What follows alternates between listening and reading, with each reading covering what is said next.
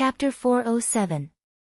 This year's first year at St. Freya Academy was a happy one to some extent, because most of the students had something to brag about when they returned home.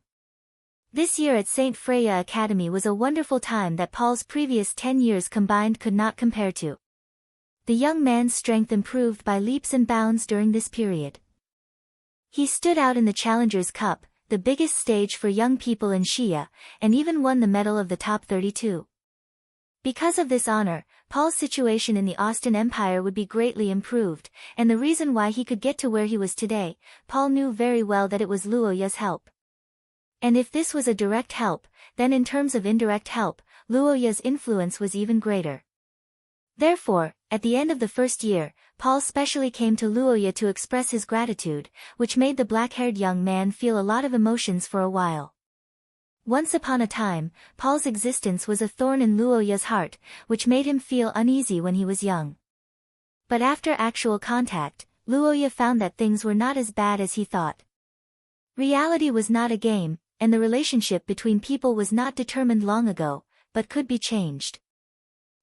What you said is indeed the factor of my help, but in the end, I just provided you with a good environment. Whether it's enthusiastically helping your classmates or taking classes and training seriously every day, it's all your own hard work, so Paul, you can be more confident. I understand, Brother Luoya.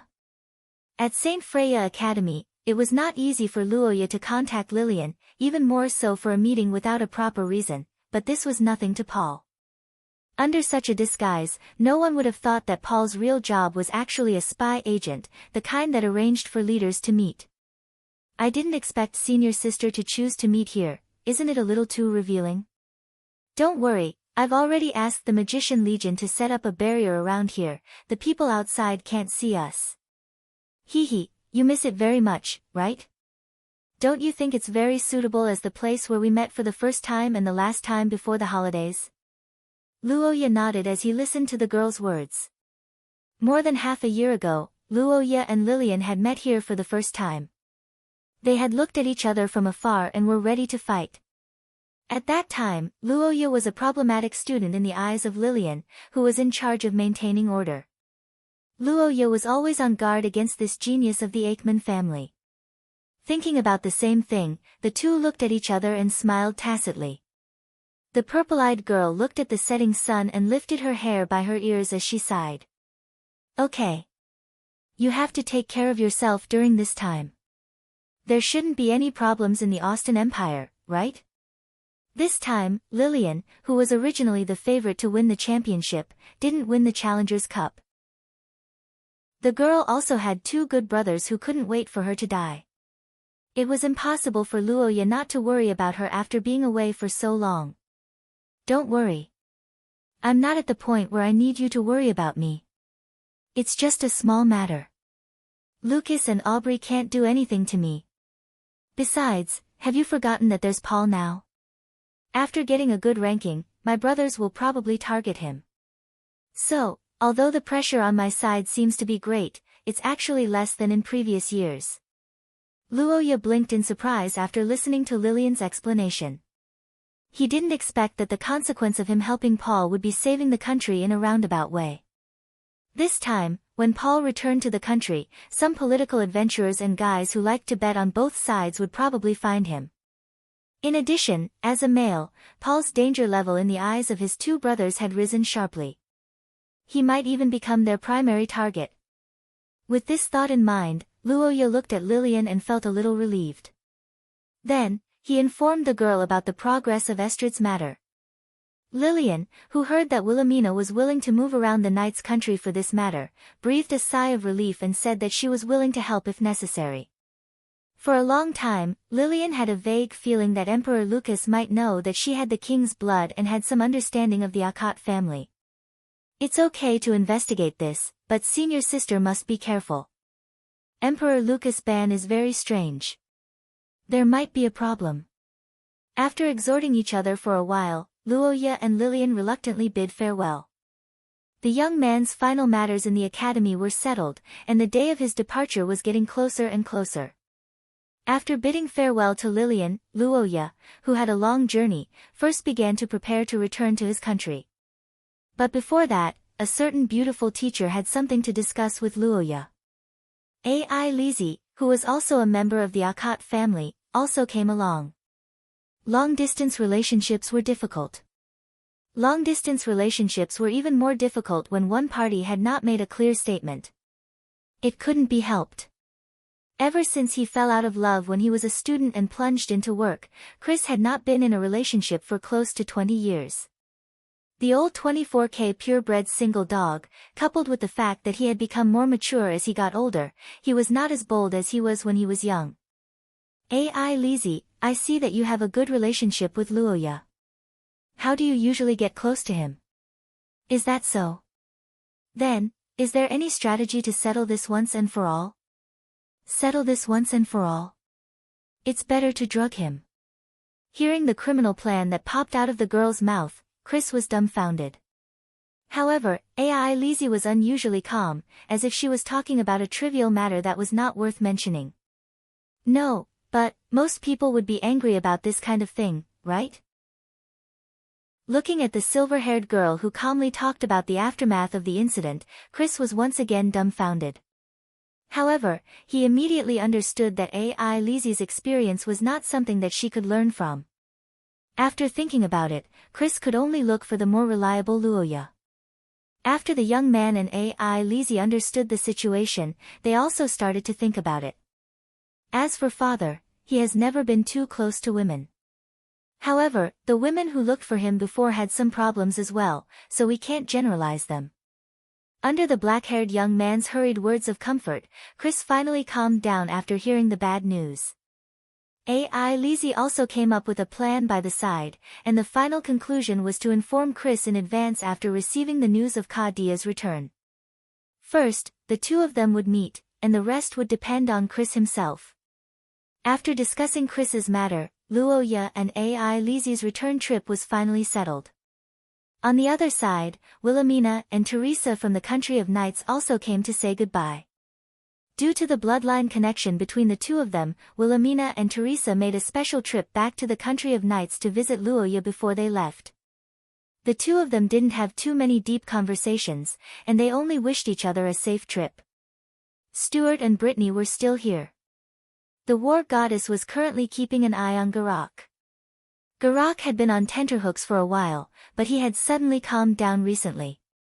It was likely that he had found a way to escape. As for Juliana, she was the most troublesome person to deal with. However, because of this incident, the seed of doubt was planted in Luoya's heart. Perhaps Ai Lizzie's bloodline was hiding some sort of secret. This possibility was becoming more and more likely, but no matter what, the girl was still the family member that he treasured the most. Akat Domain and Loche Domain were neighbors, and their routes were similar, so there was no problem for them to travel together. The confluence of the Loche Domain's guards also increased their safety. However, the atmosphere between the two domains became much more dangerous. Ha, Miss Ai Lizzie, although you don't have the ability to enforce the marriage, have you forgotten that Luoya and I are still engaged? As the engaged party, it's normal for me to ride in the same carriage as Luoya. You, on the other hand, stop using the excuse that you're underage to pester Luoya. How about you go back to where you belong? Looking at the two empty carriages next to him and the girls who were glaring at each other and wanting to kick each other out of the carriage, Luoya felt a headache coming on. Of course, he couldn't bear to scold Ai Lizzie, and they were used to riding together. As for Xia Luot, Luoya couldn't say anything about it. Luoya, who didn't want to offend either side, could only try his best to divert their attention. At the same time, he was glad that Noa Iyer had gone back in advance. If Her Royal Highness had joined in, the consequences would have been unimaginable. Was she delayed by something? The black-haired boy thought as he looked at the scenery outside the window and fell into deep thought. Chapter 408. It was late autumn, and the temperature in Akate Hill began to drop. People who were engaged in agriculture became busy, and the merchants between the cities also stepped up their transportation before winter. The number of carriages and patrolling soldiers gradually increased, but most of them had smiles on their faces. As for the soldiers, Achates Hill's financial situation had improved in recent years, and the entire Shia army's salary had improved as a whole. The soldiers who were responsible for maintaining law and order naturally had their salaries increased. Of course, there was another news that spread to Achates City with Luo Ya's return. That was the news that the boy won the Challengers Cup. This news was also explosive. Even in Achates Hill, which was far away from the kingdom of scholars, many people knew the importance of this award and the honor it represented after hundreds of years of publicity. People were flowing on both sides of the road, and the whole city was decorated with lanterns and streamers. When Luoya, who had just arrived in the city, saw such a scene, the boy thought it was a coincidence that there was a festival. Later, when Anna came to greet him, he finally realized that this was specially prepared to welcome him. You misunderstood, young master. Although this event was prepared by the mansion, the people came spontaneously. Most of the expenses were paid by us. Everyone welcomes your return from the bottom of their hearts. The announcement of the celebration has been released a week in advance, so it did not affect normal business activities, nor did it cause traffic congestion. Moreover, the expansion of the city gate that you left behind before you left has been completed, so the side gate is enough to deal with emergencies. 1 second. Remember, after listening to Anna's explanation, the boy couldn't help but nod. After thinking for a moment, he stood on the carriage and waved to the crowd. The people on both sides saw this and cheered. Looking at the excited response and the smiling people, Luo Ya's exhaustion from a month of travel was swept away, and his heart was unprecedentedly warm. The black-haired boy arrived at the familiar mansion under the warm welcome of the people. Looking at the door in front of him that was opened by the servants, Luo Ya felt a lot of emotions. Due to Xia Luo's status as the fiancé, Ai Lizi, who couldn't win against the young lady, had no choice but to retreat strategically and switch from offense to defense. On the other side, it was rare for Xia Luo to not be obstructed by her old enemy, Nuair. She also seized the opportunity to attack, and this was reflected in the fact that Luo Ya's carriage had become the busiest place in the entire convoy, with the two girls repeatedly entering and exiting it. The second half of the journey was pretty good after the girls stopped fighting. Luo Ya even took out 2 days to go hunting with the two of them. However, the process of hunting made the youth quite speechless. However, when it came to Xia Luo and Ai Lizi, the hunting became a demonstration of their skills. The reddish-brown-haired girl closed her eyes and threw a gold coin on the map to mark the hunting area.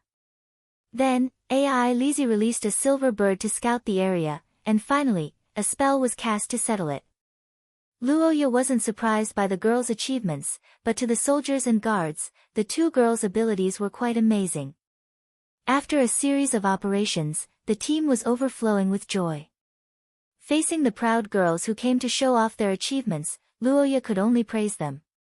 Originally, the young lady wanted to accompany Luo Ya all the way to Achates Hill, but Luo Ya unexpectedly sent a letter urging them to hurry up.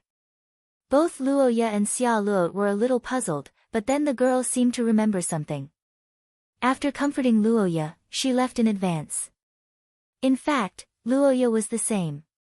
When they were a week away from Achates Hill, a messenger in the convoy left in advance to inform Kadia.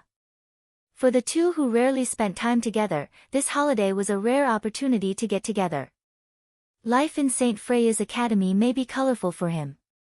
The glory of being the champion of the Challengers Cup also made him unparalleled in the limelight in Leinster, but these were not important to Luo Ya.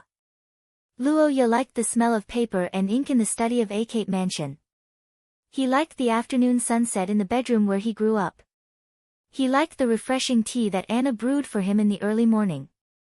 Perhaps these were not worth mentioning in the eyes of others, but to him, they were a portrayal of his daily life and a peaceful place to belong. Leaning against the back of the chair in the dining room, Luo Ya carefully tasted the black tea in his mouth. Behind him, Anna stood quietly in her maid uniform, telling the young man about the progress of Achates Hill. The silver-haired girl sat quietly by the side and listened. Before Luo Ya knew the details, Ai Lizi wanted to hear the young man's honest evaluation from the heart. This was also an important reference for the girl to measure her value because Ai Lizi could not accept that she was useless to her brother. Chapter 409. In the dining hall of Akkad Mansion, the black-haired boy frowned as he listened to the maid's words. Beside him, Ai Lizzie also put down her teacup in surprise. Her heart was filled with questions. For a long time, Noah Iyer had attached great importance to the exchange of letters with Luoya. Every month, she would send 2 letters. This was a mandatory task that Noah Iyer had put forward. There was no limit to the number of letters. It was said that it was necessary to ensure safety. Of course, most of the content had nothing to do with safety. It could be said that Noah Iyer relied on a long time of persistent correspondence to suppress Ai Lizzie's many schemes.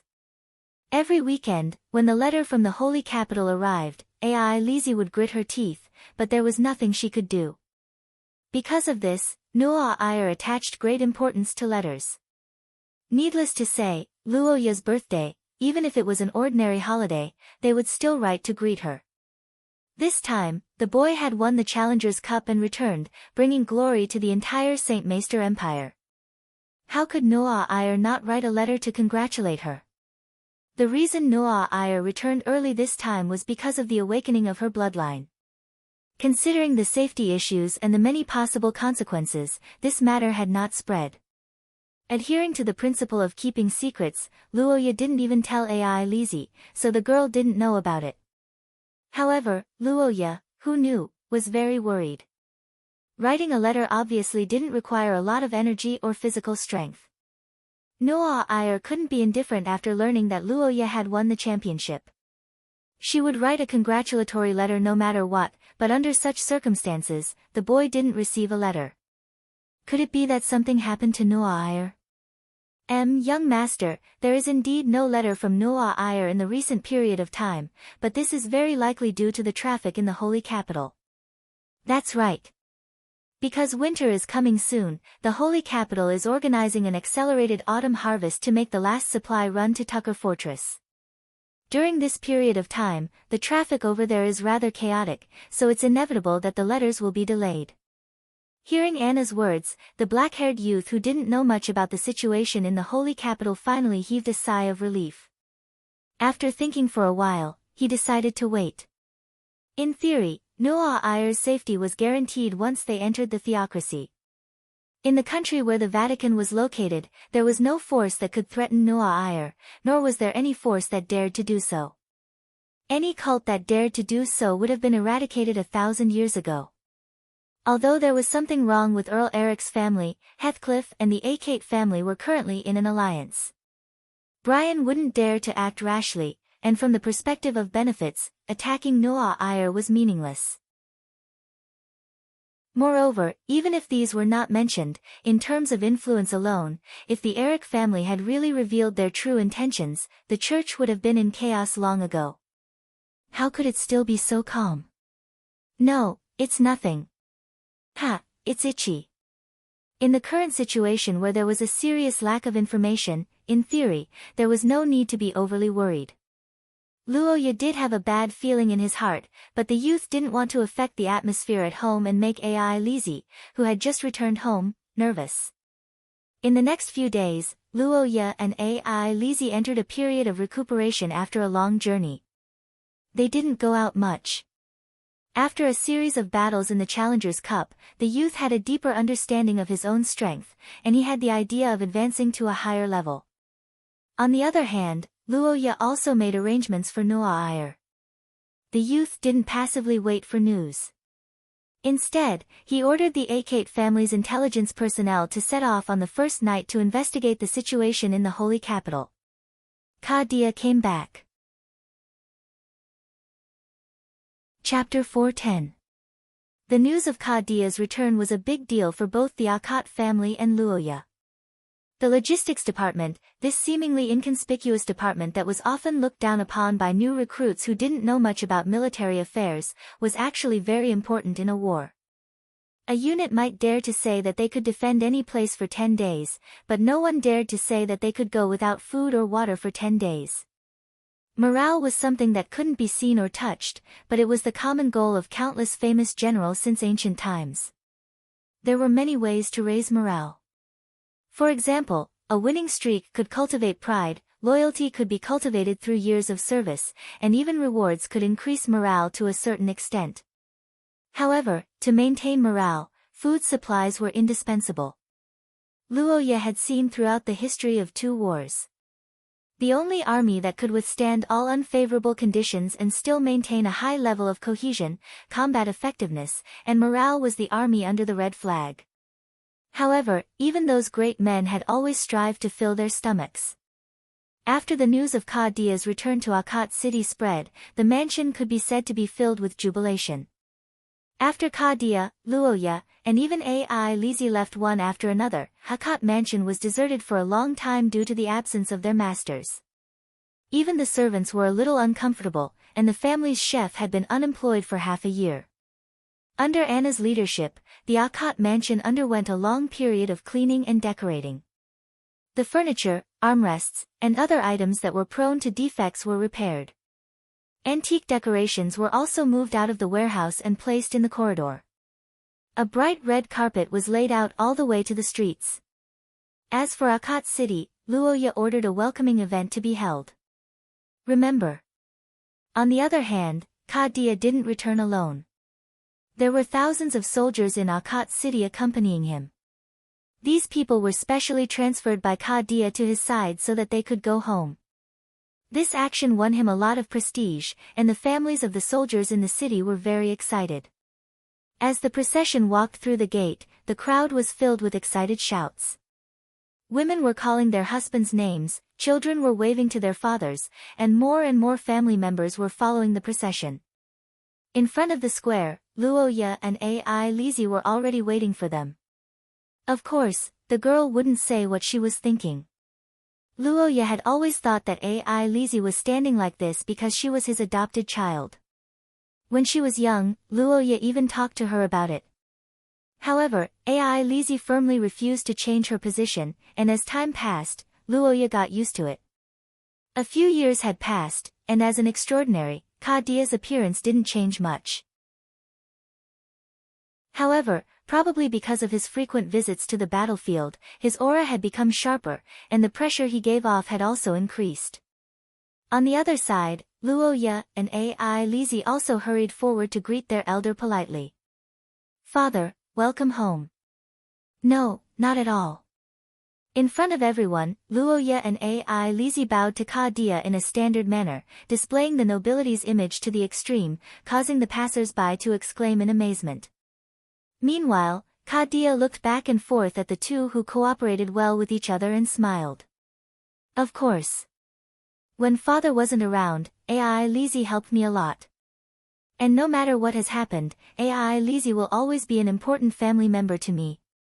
Upon hearing Luoya's words, the silver-haired girl couldn't help but widen her eyes. Although Ai Lizi knew what Luoya was trying to say, this confession still made her blush and her heart palpitate. For the past 6 months, most of the people in Akat residence had been worried that Luoya wouldn't be able to resist the temptation and would abandon the silver-haired girl who had grown up with him. However, in Ka Dia's eyes, it was the exact opposite. This patriarch of the Akat family, who had led the Akat family for decades, wasn't worried about Luoya. Instead, he was worried about Ai Lizi. Ai Lizi could be said to be the most talented person Ka Dia had ever met in his life. In fact, she even exceeded his understanding. Even Princess Noa Ayer was slightly inferior to Ai Lizi. This was because Ai Lizi was younger, and in terms of appearance, Ai Lizi was often breathtaking and almost flawless. Chapter 411. In the dining hall of the Akat mansion, the black-haired boy looked at Ka Dia, who had just returned from the holy capital, hoping to get some information from his father. However, to his surprise, Ka Dia didn't give any answer to Luoya's question. "Yes, before leaving, he specifically told me to win the championship." Hearing Luoya's words, Ka Dia pushed the topic aside and didn't specifically ask about the reason for Noa Ayer's discomfort. At the same time, he looked at Luoya with a deeper gaze. As the saying goes, loyalty and filial piety are difficult to achieve at the same time. If Dia insisted on getting involved in this matter, Luoya would definitely fall into a dilemma because he didn't know how to answer. Therefore, as a father, Dia simply took the initiative to brush it aside. Dia was actually very satisfied with this result.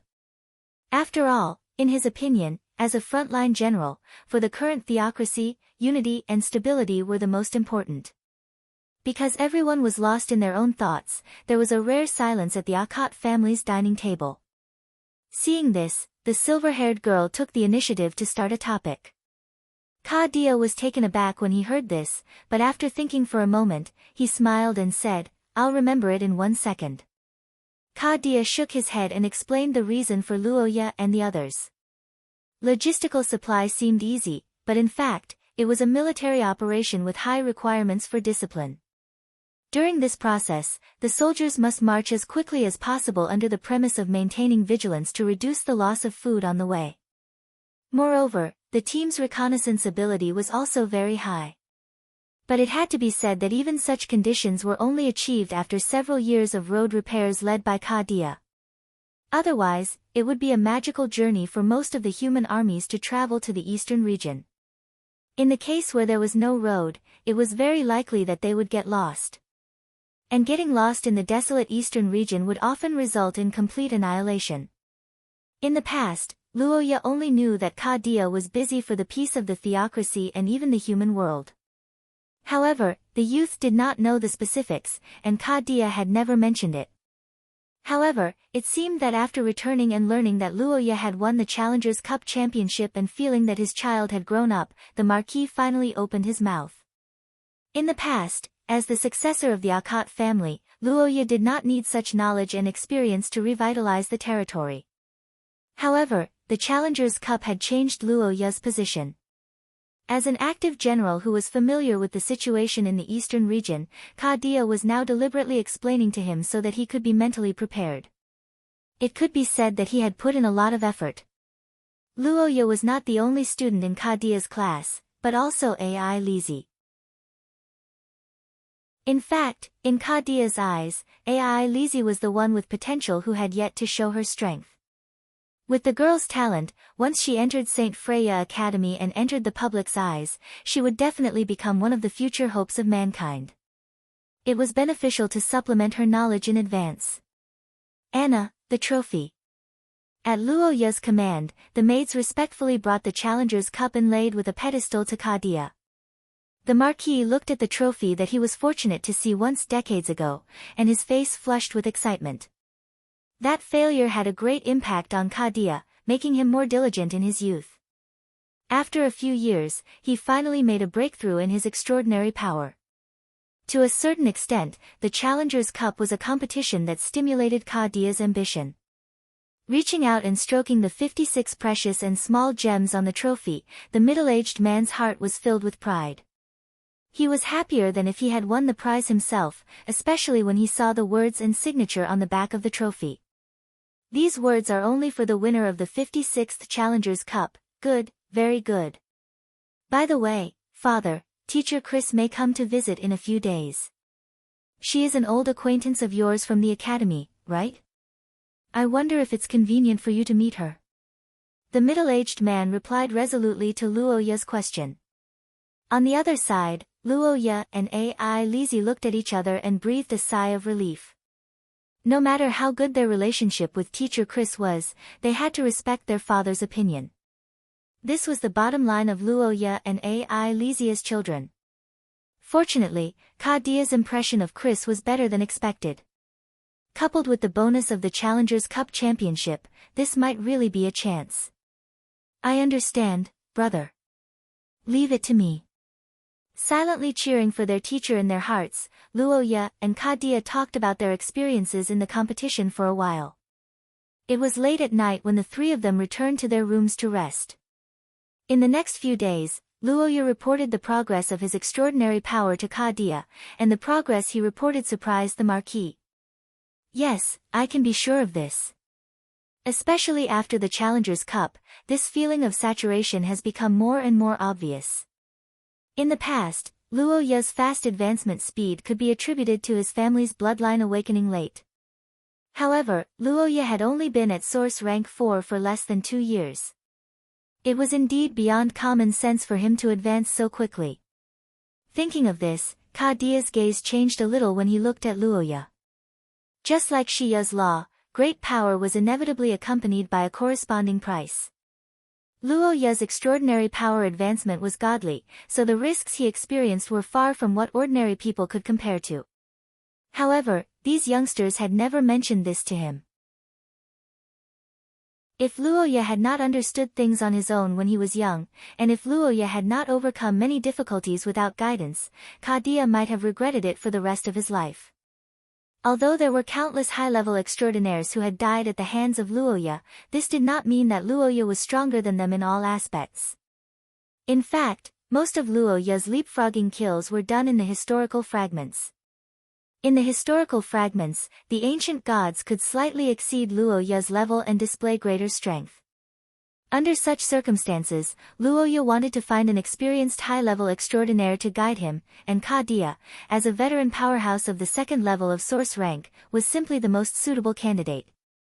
Through the explanation, Luoya also discovered the gap between himself and Ka Dia. While listening to the lecture, Luoya also understood Ka Dia's strength to a certain extent. If he guessed correctly, Ka Dia was probably a considerable expert of the second level of source rank. It was no wonder that he could become the chief of the conjurers. Moreover, according to his father, he had even defeated an expert from the Kingdom of Knights, Count Bastet's family, in the exchange competition between the two armies. After a few days of continuous teaching, the youngster found a direction to move forward.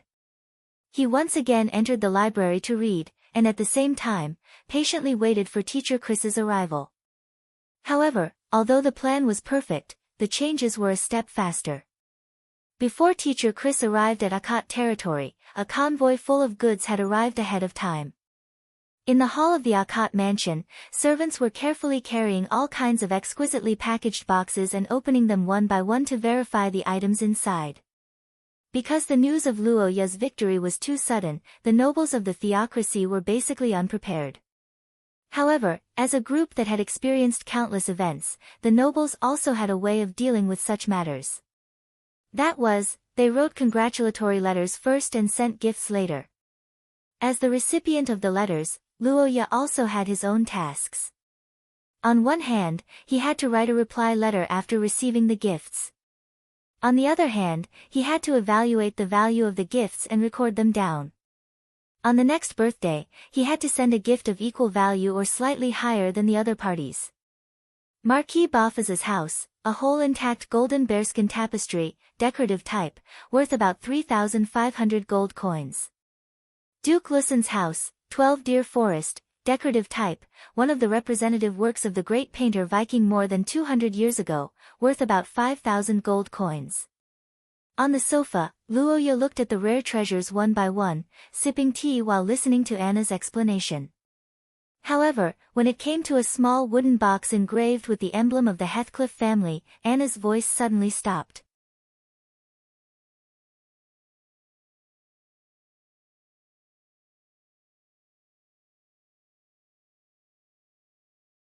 Chapter 4:12. Not everyone in Shia could have a ring with the family emblem on it, because the family emblem represented authority, and giving it away was equivalent to giving away part of that authority. Although the Akkat family and Heathcliff family were allies, and Luoya had a good relationship with Old John, the boy was not narcissistic enough to think that Old John would give him the family emblem, and it was even more impossible that Old John would give him the family emblem. Although John of the Holy See was old, he was not an idiot. As an extraordinary, the older he got, the wiser he became. There must be a reason for his actions, and the most likely reason was to ask Luoya to take the ring to him. After thinking about it for a while, Luoya roughly understood John of the Holy See's intention. As proof, Luoya also found a congratulatory letter from Heathcliff, and a sentence in the letter immediately caught the boy's attention after receiving the ring. Under the guidance of glory. Haha, this is really the symbol of glory. Well, he probably wants you to go there, but I don't know what the Holy See wants you to do. What mission is it? Or is it? It's very likely. In that case, it's better for you to leave early. Your teacher will be here soon, so you can use this as a cover. Chris was not just any random person. He was one of the few sage teachers in the scholar nation. His future achievements in the education system were limitless.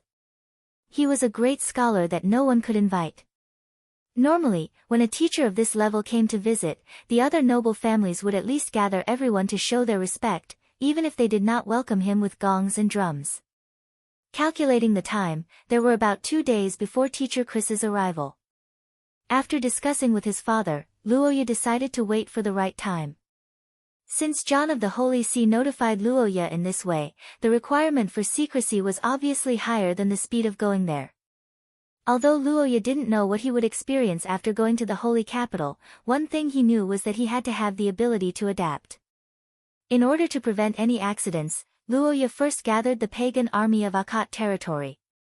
Since they hadn't been in Akkad territory for a long time and hadn't fought in the country, the pagan legion didn't attract too much attention. Their identity as mercenaries was the best cover for them. The only one that could cause trouble for them was the Holy See. But in Saint Maester theocracy, which church would dare to cause trouble for Luoya? Under such circumstances, no one with a normal level of intelligence would bother Luoya. In fact, when they were in the north, the people of the Holy See had turned a blind eye to the measures taken by the Akkad family. Of course, although no one would cause trouble for them, the concealment of the pagan army wasn't up to standard. The most important thing for them to go to the holy capital was concealment. Fortunately, Luoya had some ways to deal with this. The Sorofia Chamber of Commerce in Saint Maester theocracy was the most important area of the Sorofia family other than Luoya's main store. The president of the Sorofia Chamber of Commerce in the holy capital, Alvin, was an old friend of Luoya. At that time, Alvin was optimistic about Luoya's future influence in the theocracy and provided him with a lot of help. After the marriage between Luoya and Xia Luot was announced, President Alvin looked at Luoya as if he had seen a treasure. During the holidays, he would think of ways to send gifts to him. During the development of Akkad territory, he also contributed a lot. Every year from late autumn to early winter was the peak period for the various chambers of commerce. A large number of crops needed to be transported to the city to provide for the needs of the people in the city during winter. In order to speed up the circulation and stabilize the prices, several large chambers of commerce had signed an agreement with the theocracy.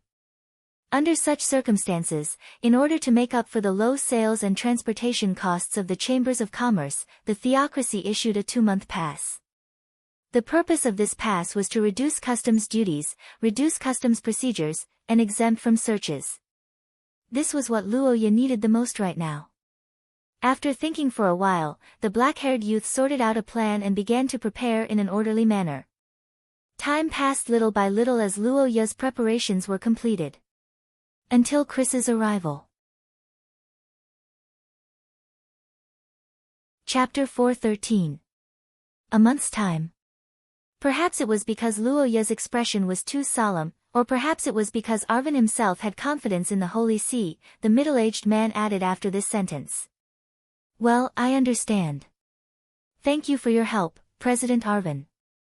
The middle-aged businessman responded to Luoya's gratitude with a smile. His amiable look made people like him even more. The black-haired young man shook his head and sighed at the wily old fox. At the same time, he felt a little relieved.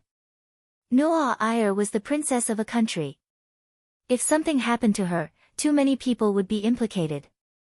It was almost impossible to hide it. Since the Sorofia family said that nothing major happened to the Holy See, then the situation with Noa Iyer must still be under control. Luoya had the system, so he did not suffer much in the aspect of bloodline. However, many ordinary extraordinaries had to endure great risks and pain to upgrade their bloodline. Being bedridden for a month was already considered good. There was even the risk of failing the upgrade and losing their lives.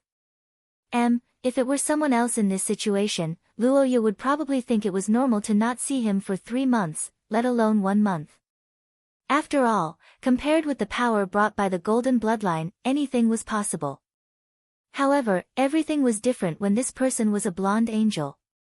With a silent sigh, the black-haired young man entered the Chamber of Commerce to rest under the guidance of President Arvin. At the same time, he quietly waited for the arrival of the knight. With the royal family emblem ring, one could indeed meet John of the Holy See directly.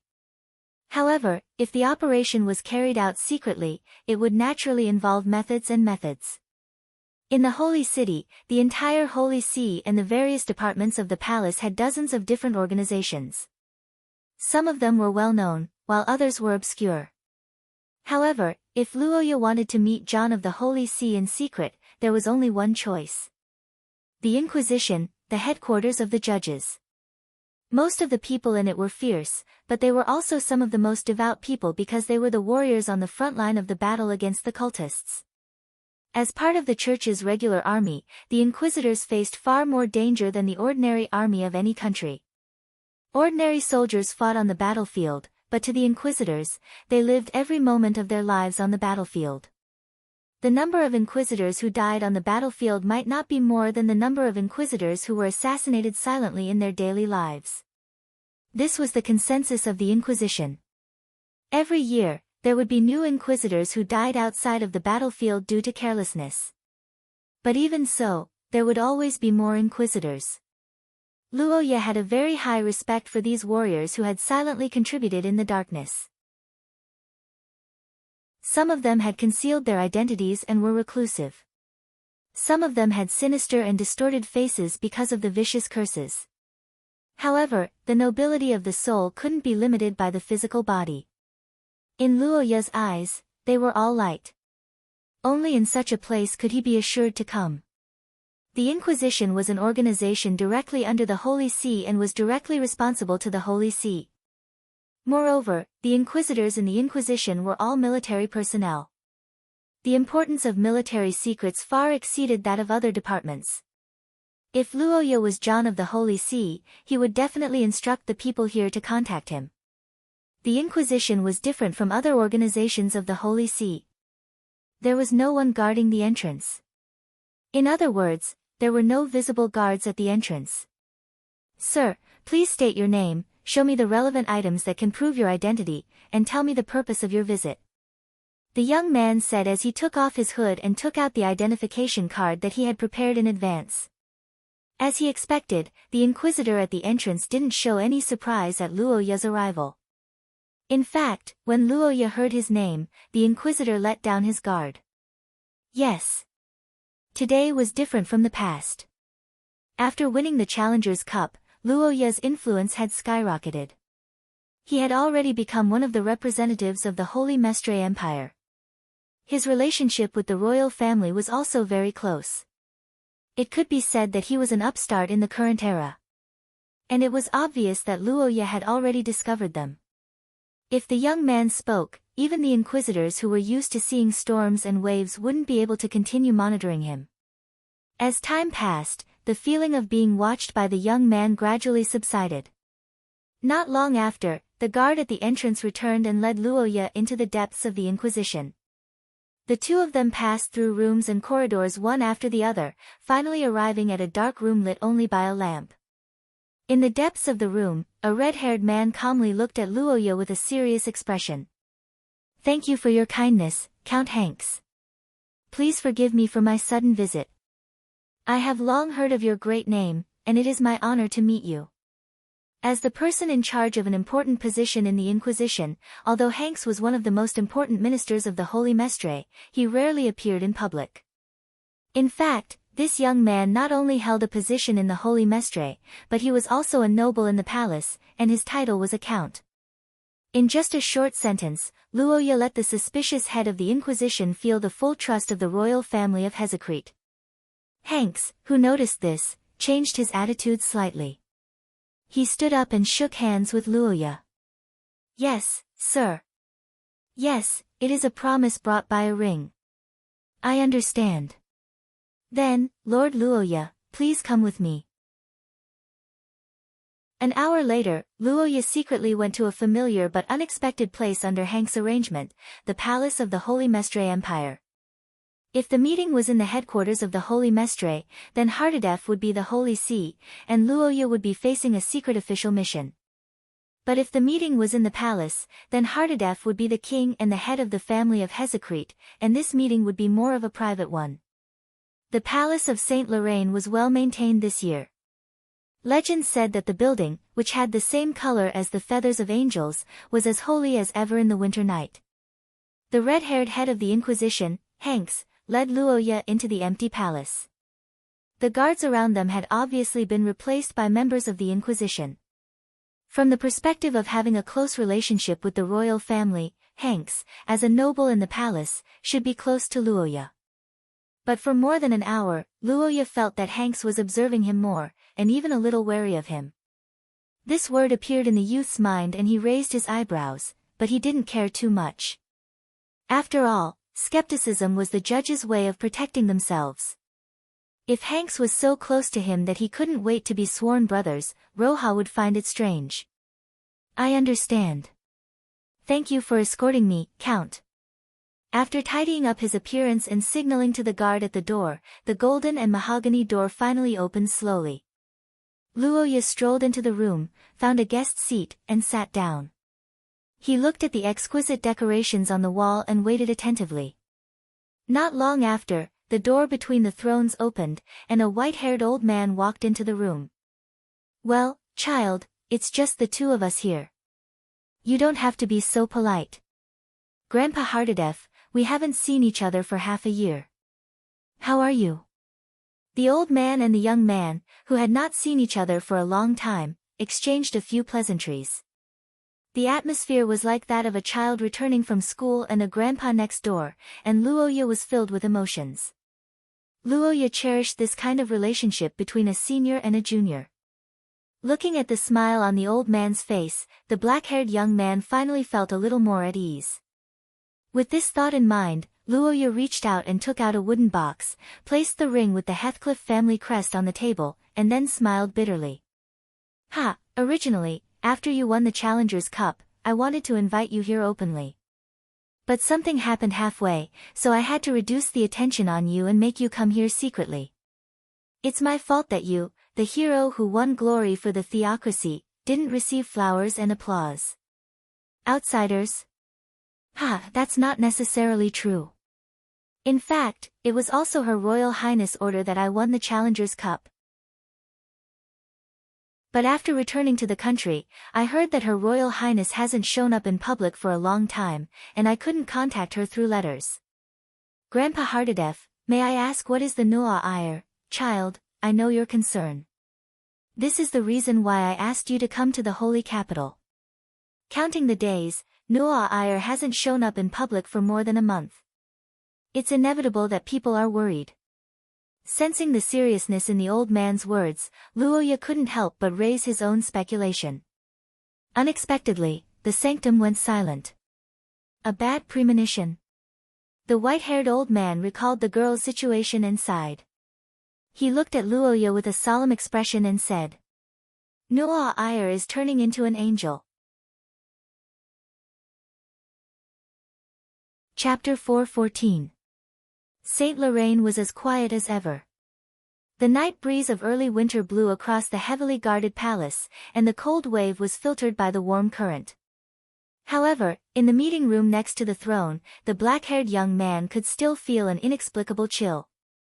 Slowly digesting John's words, the black-haired young man's face gradually stiffened. Grandpa John, the so-called angelization is, the white-haired old man roughly explained to Luoya the principles and difficulties of the bloodline promotion of the Heathcliff family, as well as the contradiction of power in Shia. Angels were the right-hand men of Shia in ancient times. Their power could be said to be worthy of the title of God. Now, countless years later, although Heathcliff had become the manager of the Vatican with the bloodline left behind by Shia, he had never stopped exploring his own power. At that time, Heathcliff thought that the power of angels was a huge treasure that could be exploited infinitely. However, with the accumulation of related spells and secret techniques, the family's development of the bloodline gradually matured, and the huge hidden danger began to gradually reveal itself, which is the irreversible reaction of angelization. Angelization sounded like the ultimate form of the angelic bloodline, and in fact, it was true in terms of bloodline purity. Unfortunately, this so-called angelization did not mean becoming an omniscient and omnipotent god, nor was it becoming an ancient messenger of Shia. It was a runaway power. Divinity? The white-haired old man sighed and told the young man what happened when Luoya was not around. In fact, not long after Noah Iyer arrived at St. Lorraine for treatment, an accident happened that outsiders did not know about. The bloodline power in the girl's body broke through the limit, causing a short period of angelization and a runaway power. Noah Iyer has gone to Tuk Fortress. That's right. The angelization of the atavistic bloodline is much more serious than I thought. However, the suppression effect is limited, and it must be vented to a certain extent. Only the mutants can bear such a task. After hearing John's explanation, the young man finally understood why there were no letters from Noah Iyer for so long. Obviously, the most suitable place to deal with this kind of impulsive killing was the battlefield, especially the battlefield of the mutants. If it was a war between humans, cruel killings would often bring shame.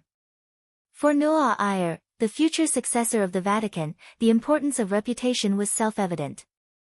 It would be a big problem if she accidentally killed a surrendered soldier. In fact, there was no one in the world who knew Noah Iyer's bloodlust better than Luoya. In the Recorder's Eye, one of the scenes that left the deepest impression on Luoya was Noah Iyer's murderous smile when she stood on top of a mountain of corpses and a sea of blood. In the past, Luoya meant that Noah Iyer's personality was the reason. But now that he thought about it, it was actually wrong. But unlike the game, Noah Iyer's situation in reality was much worse. Not only did her extraordinary power improve faster, but her bloodline upgrade was also brought forward. Under the influence of these two factors, to what extent would her runaway power reach? Actually, Noah Iyer told me not to tell you before she left. But as her elder, I naturally have to consider her safety first. That's why I called you here. Well, this is a request from Heathcliff. I hope you can go to Tuk Fortress. In the room, the white-haired old man's voice was calm but solemn as he made the request. Luoya couldn't help but widen his eyes slightly. Luoya was shocked by the white-haired old man's words for a moment. He reflexively wanted to agree, but when the words came to his mouth, he had doubts in his heart. Well, there is indeed such a possibility. But even so, I still hope that you can go and see her because you are the anchor in her heart. Yes, the way to resist the angelization is to vent one's power and consume one's divinity. On the other hand, it is to strengthen one's humanity. You are special to that child. You are the anchor that holds on to oneself and stabilizes her spirit. Of course, Kai-In is also one of the anchors of Noah Iyer. That's why I asked her to go to Tuk Fortress. I see. I understand. Luoya thought for a moment and sorted out the situation. He then opened his mouth and agreed to go to Tuk Fortress. The white-haired old man was relieved to see this and told the young man about the following arrangements. Because the matter of Noah Iyer's bloodline upgrade was still a secret, Luoya's departure naturally couldn't be made public. For this point, Holy See John adopted the old method, which was to let the most trusted inquisitors take on the task of escorting Luoya. Of course, Luoya's own guards could also follow. Grandpa John, did something unpleasant happen between Count Hanks and the Akate family? I always feel that he is a little wary of me. Is that so? I understand. I'm afraid the atmosphere of this trip won't be too good. Noah Iyer was one of the rare atavistic bloodlines in Heath Creek. From the moment he was born, the growth of his extraordinary power had been carefully deduced in order to prevent any accidents. The bloodline upgrade, which could endanger his life, was of the utmost importance. In fact, when he was young, the Vatican's prediction of Noah Iyer's growth had always been accurate until the age of 9, when Noah Iyer met Luoya. There was no doubt that this change must have something to do with Luoya. However, whether it was the bloodline of the Akate family that promoted Noah Iyer's growth, or whether it was the encounter between Luoya and Noah Iyer that changed something, Holy See John wasn't sure. However, there was one thing that the old man knew very well. May Shia bless you. Going to the front line was a major event. Even if he wasn't going to the battlefield, he still needed to report to his family. Most importantly, according to the journey to the eastern region, plus the time spent with Noah Iyer, he estimated that he would only be back next year. According to Khadia's letter, although the Eric family couldn't raise their heads in front of the alliance between Akate and Heathcrete, they were still very active behind the scenes. In the end, they were just waiting for an opportunity. Now that Noah Iyer's situation was so unstable, no one knew if the Eric family would take the opportunity to do something. It was necessary to be vigilant, but it was a little awkward for Luoya to set off now because not only Noah Iyer was about to upgrade his bloodline, but the boy was also in a state of waiting for a breakthrough. The three pagan leaders, including Cynthia, felt that Luoya's behavior was very inappropriate. They all said that it was too risky. After all, the difficulty of upgrading from source level 4 to source level 3 was no less than the difficulty of upgrading Noah Iyer to golden bloodline. How could he be unprepared? But if it was Luoya who was here, why would he want to break through on the carriage? Wasn't this the same as raising an antenna? Was he afraid that he wouldn't die fast enough? After some consideration, the worried Rodney, Wood, and Cynthia jointly came forward to advise Luoya. Wood, who was the oldest, said these words carefully. He wanted Luoya to think about it again, but the boy's attitude was very firm this time. In this case, the conditions for Luoya to break through were actually the same. The boy had a vague hunch that this journey might not be as smooth as he imagined. Guards and so on were external factors. The right thing to do was to increase his strength as soon as possible. 200 years after the Gemini War, there were no longer any pagans among the targets of the Inquisition. However, in the Code of the Holy See, pagans were not granted legitimacy. They were in a gray state. In the eyes of most of the inquisitors, pagans were not bad people, but they were definitely not good people. Count, I know that you are wary of me and don't trust my warriors. But I want to remind you that the place we are going to next does not distinguish between Shia believers and pagans. It is only divided between humans and non-humans. In this case, I think we should seek common ground and put aside our differences.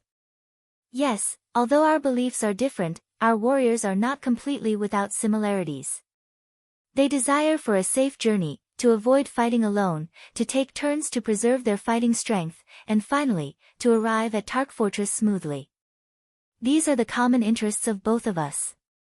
For this interest, I think we can temporarily put aside the differences in living habits, beliefs, and customs. I understand. Seek common ground and put aside our differences. That is indeed the case.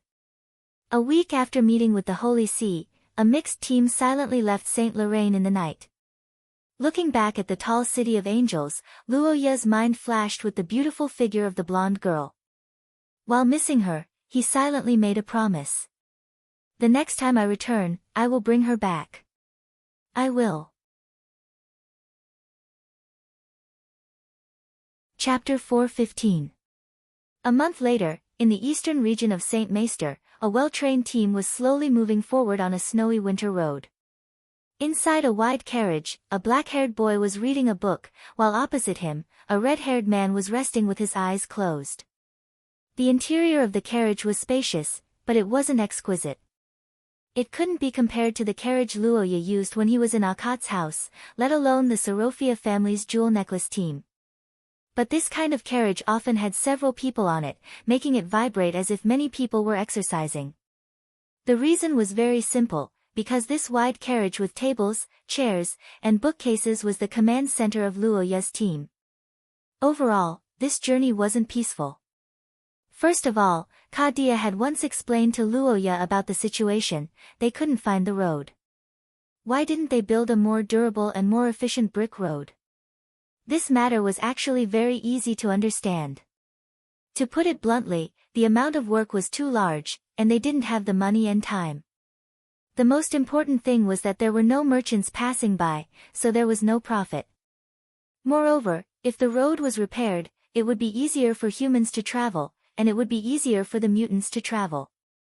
Originally, if they broke through the barrier, they could still trade distance for time, but if the road was repaired, then the devils would directly enter the village. Whether it was summer rain or winter snow, the traces of the road would be temporarily erased, and even in autumn, the foot-deep fallen leaves would make it difficult to distinguish the road. 1 second to remember. Trace detector, price, 50,000 points. Regarding Luoya's foresight, Hanks and the others from the Inquisition felt ashamed, but no one thought that this was just the beginning. The monsters in the eastern region weren't afraid of humans, and they were fierce. Once they set their eyes on their prey, they would follow them for a long time. For more than a week, Luoya and the others almost didn't have a good night's sleep. There were 6-legged bloodthirsty deer, 2-faced hyenas, and all kinds of strange monsters rushed out at night and fought with the human team in the dark.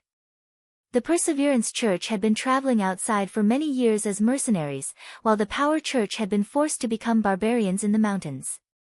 Both sides had rich experience in field battles and were very good at dealing with demons. The Judge's team had rich experience in fighting against humans.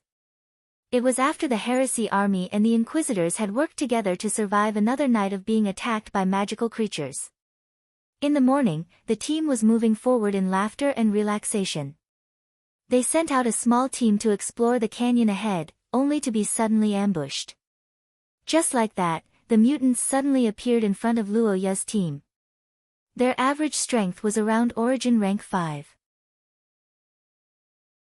Their bodies were white and green, and their faces were similar to humans but slightly different. They had protruding teeth, sparse hair, and a ferocious appearance. After seeing the corpses of the mutants, even the solemn and silent Hanks changed his expression, showing a natural fear towards humanoid creatures. However, Luoya was rather calm, because he had seen similar scenes before. Why are you panicking? They'll die if they're killed, what's there to be afraid of? In terms of body structure, they were basically the same as ordinary humans.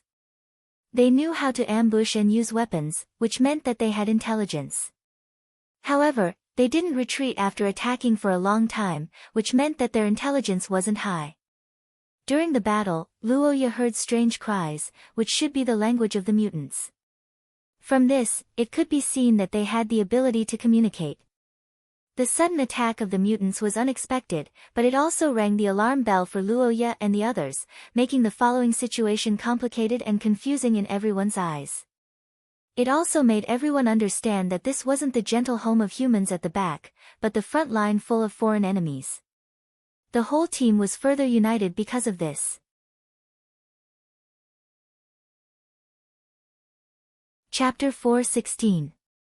In the command room of Tucker Fortress, a blond middle-aged man looked at the planes outside the window without saying a word.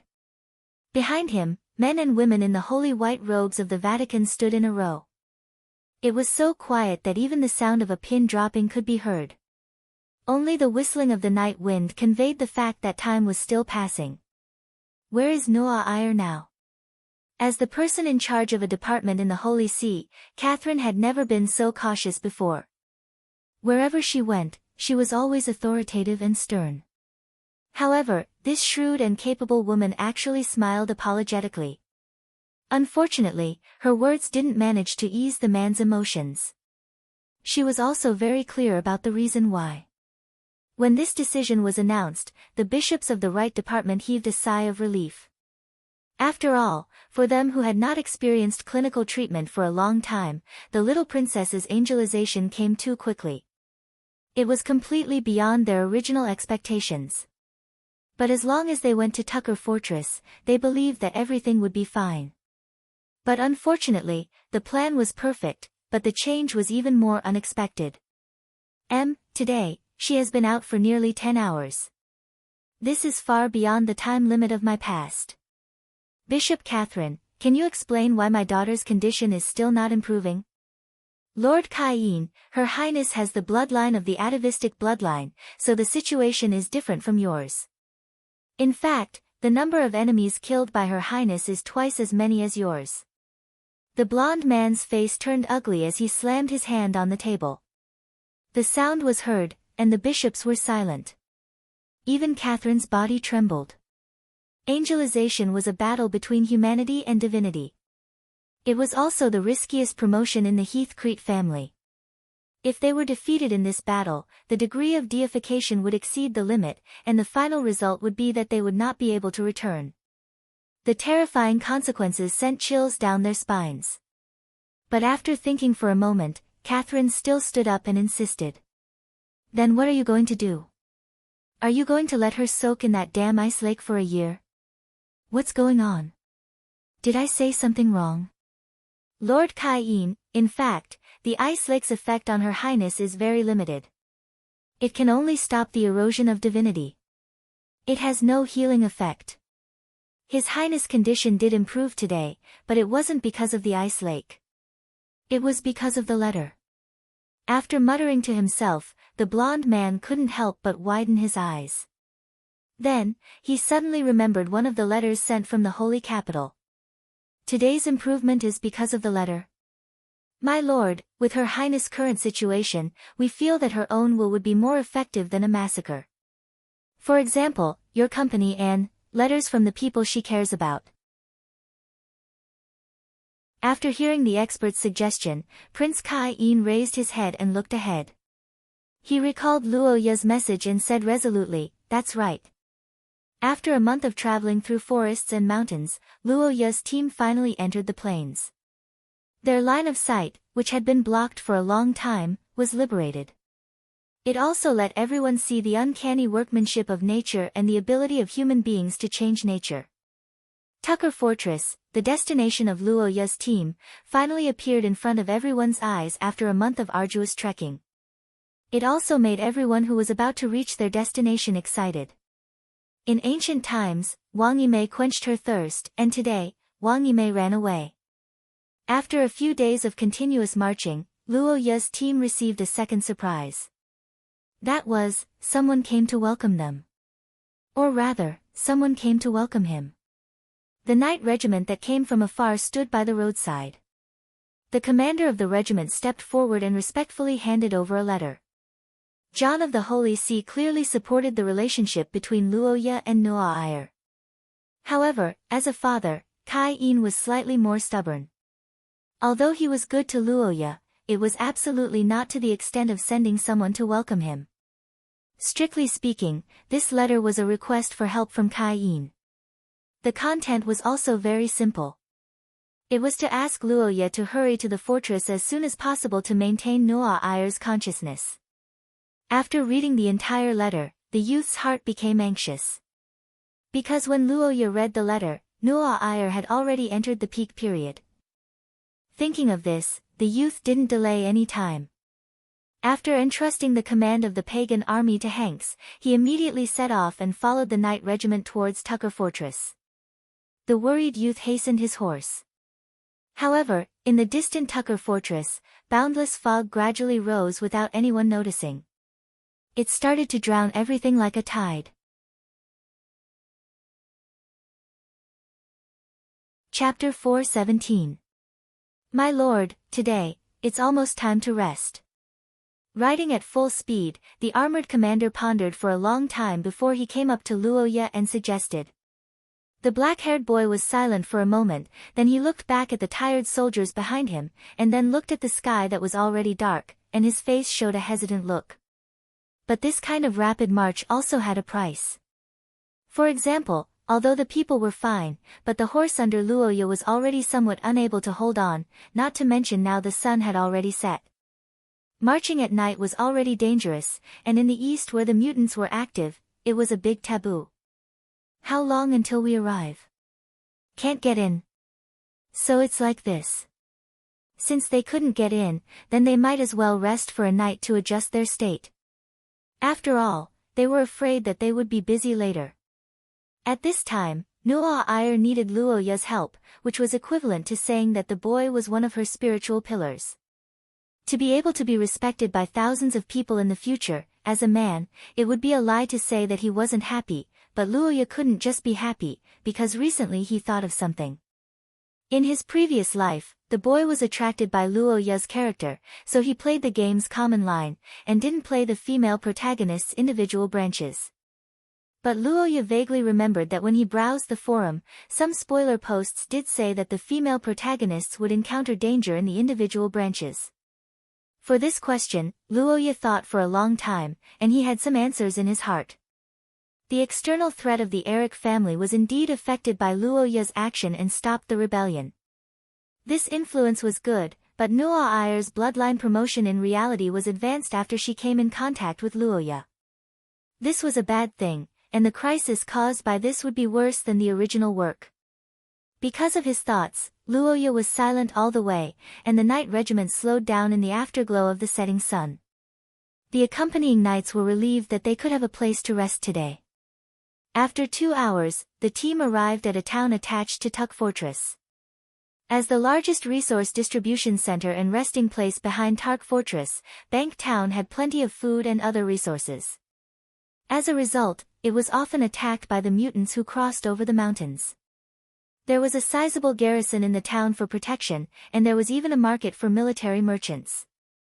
In this desolate land far away from the theocracy, Luoya, the champion of the Challengers Cup and the number one of the younger generation, had not yet spread here, but the surname of Akat played a big role.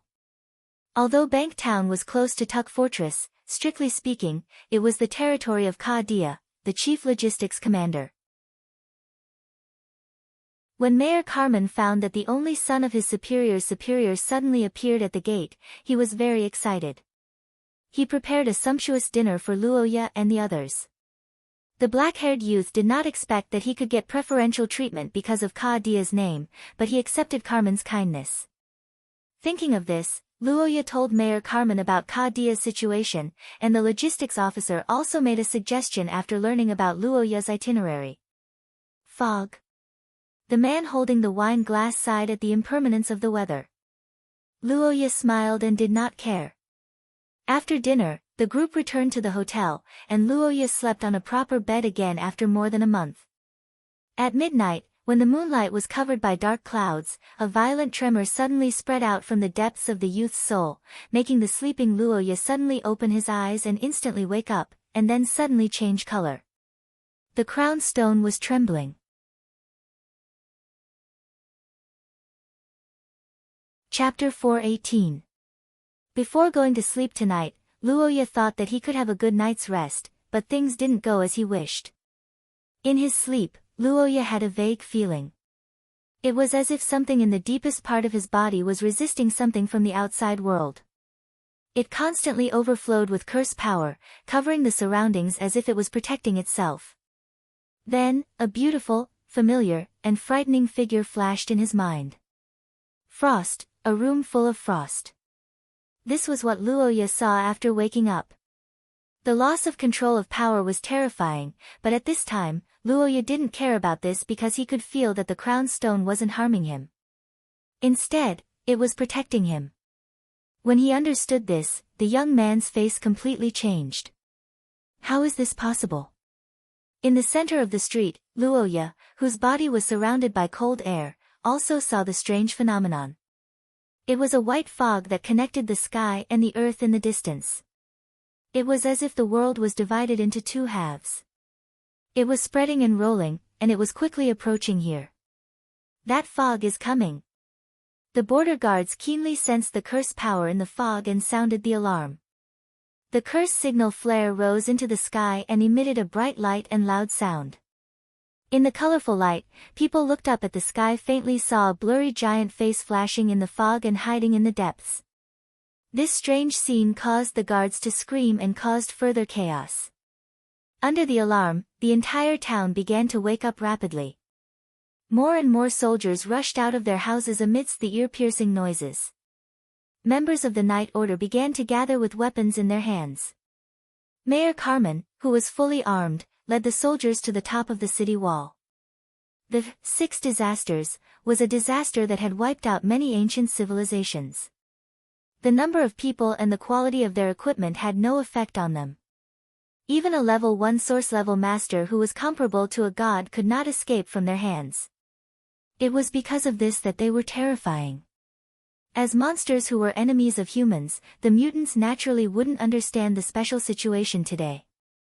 There was only one possibility for them not to come. On the other hand, the nearby creatures also reacted. The ground was gradually being devoured, and the sky was no longer visible. Looking at the strange silver mist that was slowly advancing towards the town, everyone was filled with fear of the unknown. While breathing heavily, Carmen gave the order to attack. However, no matter if it was arrows or spells, none of them had any effect on the mist. That person is. Step back. At this moment, the youth's figure was reflected in everyone's eyes. The archers put down their arrows, and the cursemancers also stopped their curses. Standing on the city wall full of soldiers, no one dared to make a noise, because everyone felt that when Luoya appeared, something changed. Everyone who was watching the young man held their breaths and observed the changes in front of them. They did not dare to speak, and in this silence, two colors of ice blue and dim yellow appeared on the young man's body. The sound of water vapor freezing and the sound of sand colliding was heard out of nowhere. He stepped forward, and his golden eyes burned like candlelight. He raised his head in front of the army and stared at the void. Time passed bit by bit. Luoya's curse was like a lamp burning brighter and brighter. The hazy figure of a beast formed by the frozen air began to faintly appear. An illusory figure also flashed behind the youth along with the angry roar of the wind. Under the influence of the power of the frozen earth, his expression was as calm and indifferent as if frozen in time. However, the light in his eyes told the monsters in the distance that he would never retreat. Retreat, retreat. Shiya above. Long live Lord Luoya. At the highest point, the black-haired youth who was listening to the cheers of thousands of people slowly retracted his breath. The frozen earth maker and the wind summoner disappeared, and the two colors of light gradually extinguished. However, in the golden eyes, endless worry filled Luoya's eyes. Collector, this was the only person who could not show his true face in front of him in the headquarters of the Appraisal Association. He was also the nominal leader of a large-scale organization hidden in the country under the control of the church. Just like now. Beside the candlelight at the end of the table, the collector's voice entered the ears of the man with a cold face. It seemed to come from afar, and at the same time, it was telling a terrifying truth. This is different from what you said a few years ago. In the darkness, the man's magnetic voice echoed in the space.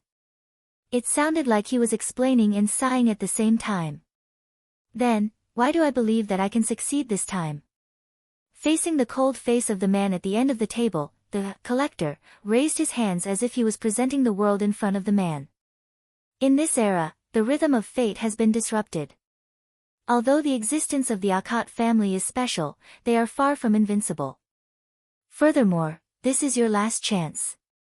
After all, the remnants of the Three Races Alliance have been stimulated by him, and they are about to break out of their cocoons and become butterflies. The words of the man in the darkness made Brian's expressionless face even more gloomy and cold. However, he had to admit that he had hit his weak spot. With the current situation in St. Mestre, if Princess Noa Ire broke through again, the nobles who were watching from the sidelines would completely lean towards the alliance between Heathcrete and Akhat.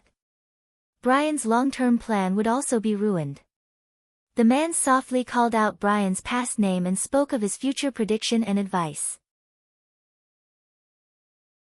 However, these words made the cold face of the man squint his eyes. Brian looked at the end of the table and asked calmly. The man's question was abrupt and went straight to the point. The collector paused for a moment, but soon after, he laughed. Perhaps that is the case, but isn't your understanding of that race too deep? You don't trust me. It's simple. It's because I have some connections with them. Yes, it was a long time ago, I see, so that's how it is. Then, I have no more questions. This is your last chance, and I accept it. The cold man turned around and left. Looking at Brian's departing figure, the collector didn't say anything else. It was only after the man's figure had completely disappeared that he muttered to himself again. In the silent room, the man looked at the untouched teacup in front of him and sighed. Then, he turned around and looked at the relief sculpture that he had obtained not long ago. Then this time, what are you going to do? From the tranquility of daily life to the sudden shock of facing the unknown, and finally surviving the crisis, the twists and turns of life made many people exhausted, but it also made many people see the current situation clearly. After the fog receded, Carmen and the other high-ranking officers on the city wall gathered together. In the middle of the crowd, the black-haired young man closed his eyes and calmed his breath. This was not a historical fragment, but the real world. In the face of the real ancient disaster, Luoya's ability could protect himself, but he couldn't protect everyone. A single, 6 disasters, aura could not make the enemy retreat. Only by summoning the Wind Summoner together with the aura of the frozen earth could it truly deter it. The young man had the crown, source substance and the crown stone, but in the fortress, there was no awakened from the Akkat family who could shelter him from the wind and rain. So, what would happen to them when they were attacked by the 6 disasters? Could they withstand it? In the end, why would that thing be here? Was it the Saint Heroes Society? No, they should only be able to control the egg. The almost complete 6 disasters was not something that humans could control. In other words, Mother Goddess? Knights, follow me to support Tucker Fortress. The rest of you stay behind and immediately report the situation to the Holy Capital. After the fog receded, the road was silent. Only the cold night wind whistled. The cavalry was extremely silent along the way, and the soldiers looked dignified. Luoya didn't give any more orders. Everyone was fully alert, paying attention to everything in the sky and on the ground. Why, is there light? Wait, light? The young man's brain seemed to be frozen, and the reason was very simple. The sun rose in the east, but Tucker Fortress was also in the east. Chapter 4:19. The light of dawn. This was something Luoya shouldn't see. For the knights who rushed to the foot of the fortress after a night of attack, the fortress in front of them should be dark. The light of dawn may plate it with a layer of gold, but it would never enter people's sight. Under the light of dawn, Luoya and the knights saw an unforgettable scene. Tucker Fortress, this impregnable fortress that stood on the eastern border for hundreds of years, disappeared just like that. In front of Luoya and others, there was nothing. The giant object that connected the mountains on the left and right disappeared into thin air. The only thing left was the mountain pass that led to the endless Tucker Plain. Hidden Fog, this was the name of the monster that confronted him for a long time last night. It was also one of the 6 major disasters passed down from ancient times. There was almost no record of Hidden Fog. It was only known that it was silently activated and would completely erase everything. Because everything had been swallowed up by it without a sound. 1 second memory. Once the large-scale defense curse was activated, it would affect the magic of the entire area. It was impossible for Luoya not to notice it. There were no traces of arrows or attack curses nearby. In other words, it was peaceful here last night. A creepy feeling climbed up the young man's back, and it also made him roughly guess the ability of this horrible monster, silently devouring space. Fortress, where is the fortress? The voices of the knights behind him continued to come. Some people were talking to themselves blankly, some people felt that they were in a dream, and some people's spirits began to gradually collapse in front of the incomprehensible reality. This time, Hidden Fog devoured not only the impregnable fortress that was built hundreds of years ago to its current scale, but also hundreds of thousands of elites of the theocracy stationed in it. In addition, countless materials, even the first successor of the theocracy, Prince Kai-yin, was in this fortress. Politics, economy, and military were the most important elements of a country. Almost all of them had suffered irreparable damage in this disaster. To the entire human world, the loss of Tucker Fortress had opened a door for the mutants to attack. The natural moat had become a passageway for them to pass through. Thinking of the consequences of this unprecedented upheaval, Luoya felt as if his brain was burning, and the only thing that supported him to maintain his emotions was only one thing, and that was the hope from Noah Iyer. Prince Kai-yin's letter once mentioned that Noah Iyer had improved after reading his letter. That letter was written by Luoya more than 2 months ago to report the victory of the Challenger Cup. After that letter, Luoya didn't write anything else, and that was the reason why he was so anxious to come here. The black-haired young man trembled and touched his waist. He reached out to touch the feather-like pattern on his waist. Luoya's mood finally calmed down a little. It's still here, still here. Thinking of this, the young man put his hand on his forehead and pondered for a moment. Then, his body burned with a red light, and a huge skeleton suddenly rose from the ground in the explosion of the curse power. The suffocating pressure shocked everyone present. Looking back at the knights behind him who were once disciplined but were now on the verge of collapse, the black-haired young man asked in a stern voice. His golden pupils flashed, and his gaze was majestic and sharp. It made the knights who looked at him tremble as they felt some kind of indescribable pressure.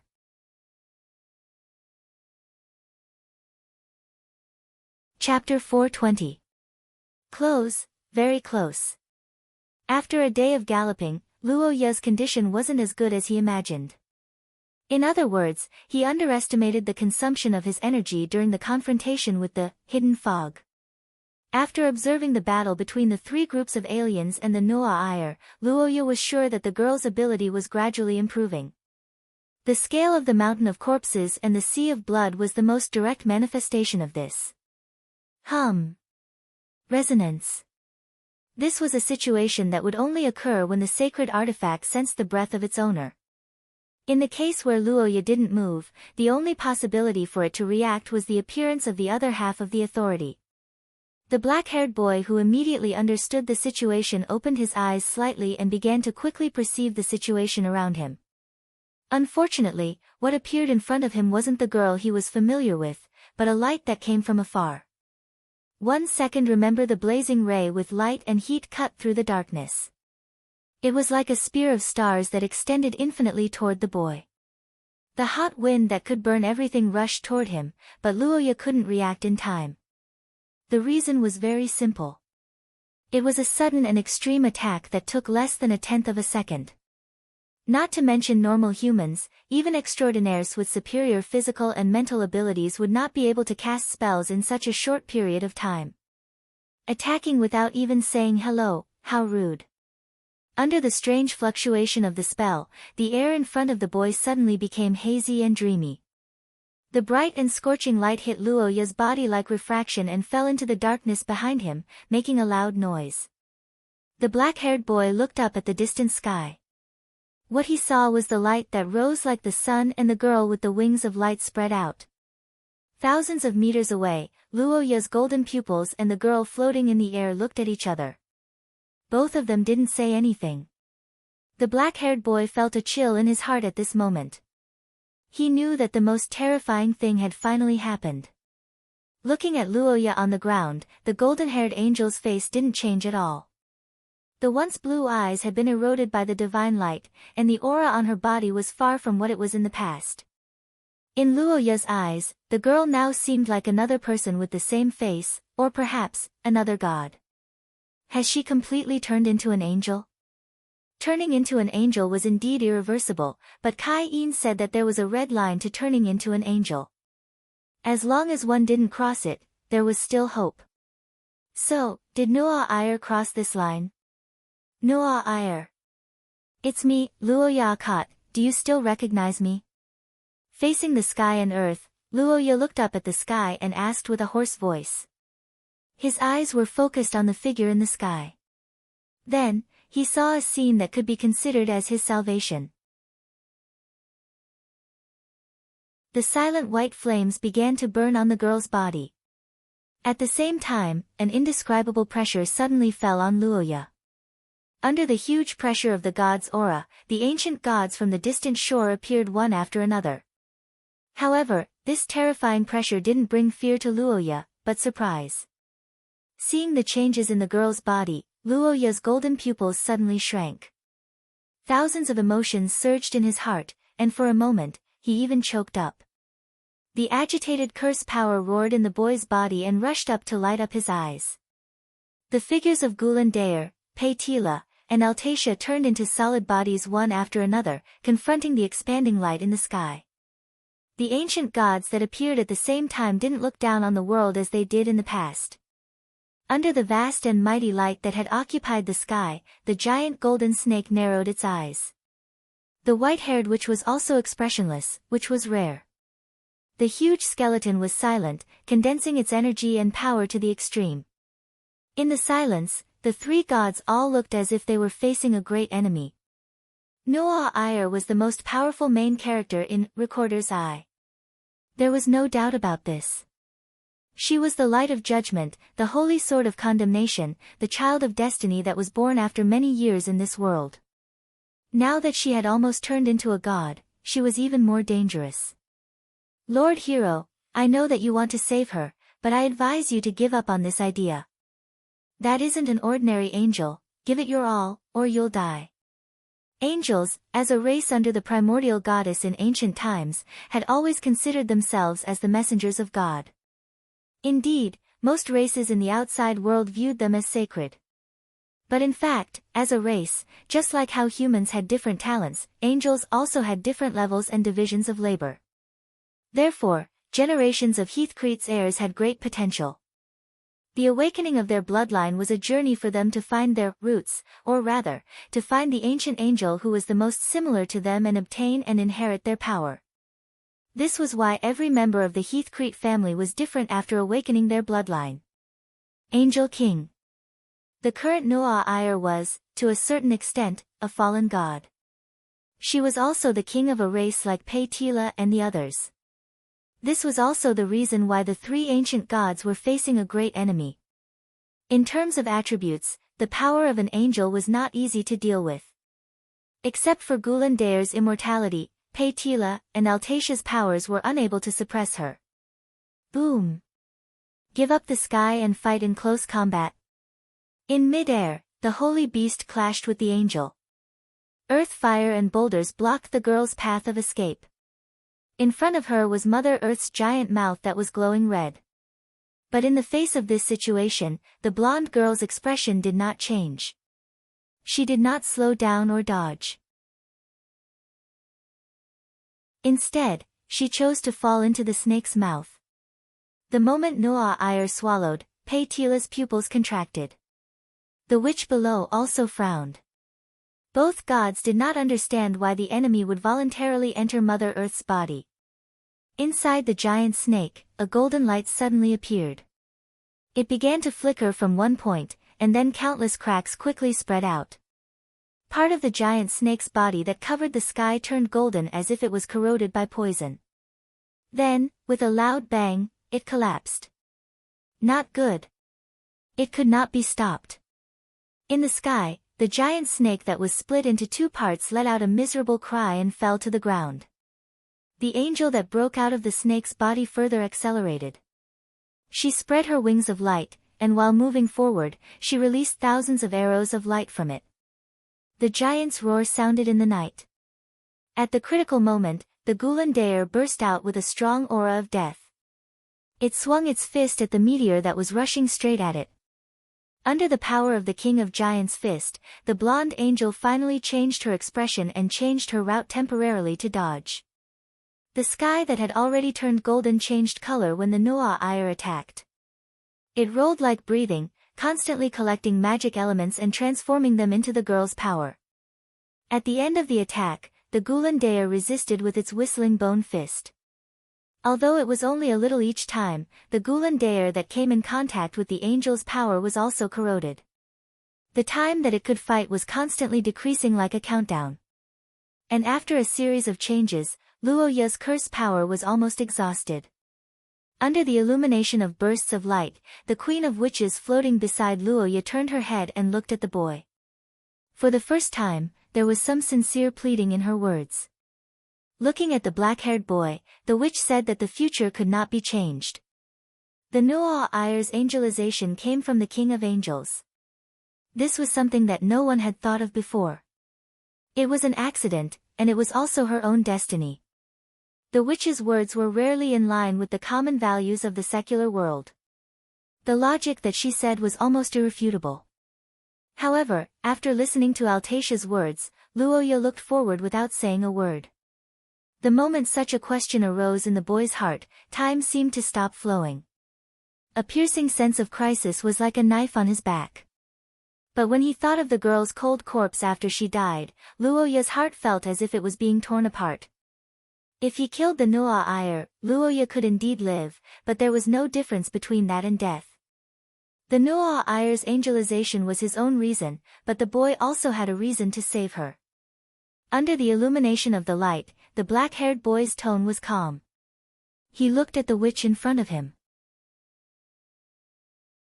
The golden flames in his eyes were like candlelight, shining directly into people's hearts, but there was no room for doubt. Under the black-haired boy's powerful words, the source substance of the crown exploded with light and thunder. Amidst the rising curse power, the boy slowly stepped forward and calmly said the words of the promise.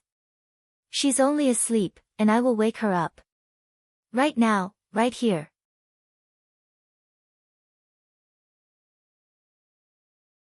Chapter 421. Under the night sky, the white-haired witch looked at the young man who was burning the last of his curse power and sighed expressionlessly. She knew that Luoya had made his choice. Is it the same choice again? Sir Hero is really desperate for a girl. But, how are you going to wake her up? Facing the witch's question, the black-haired young man remained silent for a moment. Then, he calmly explained his plan. Following the young man's words, Altatia's scarlet eyes gradually widened. She stared at the calm young man for a long time and finally nodded slowly. Meanwhile, Luoya's curse power reached its peak and began its final eruption. Frozen earth. Under the encirclement of ice, Luoya slowly raised his hands. A huge amount of frost covered the sky and collided with the golden sky controlled by the Nuo Iyer. Two completely different forms of power began a battle. The golden and white armies clashed, creating chaos in the sky. Meanwhile, on the ground, the frost had also surrounded the blonde girl. Under Luoya's eruption, the blonde girl was surrounded by the frost and her connection with the sky was cut off. However, this didn't make her panic. Instead, her attacks became fiercer and fiercer. After the continuous confrontation, the Gulan Daer had reached its limit.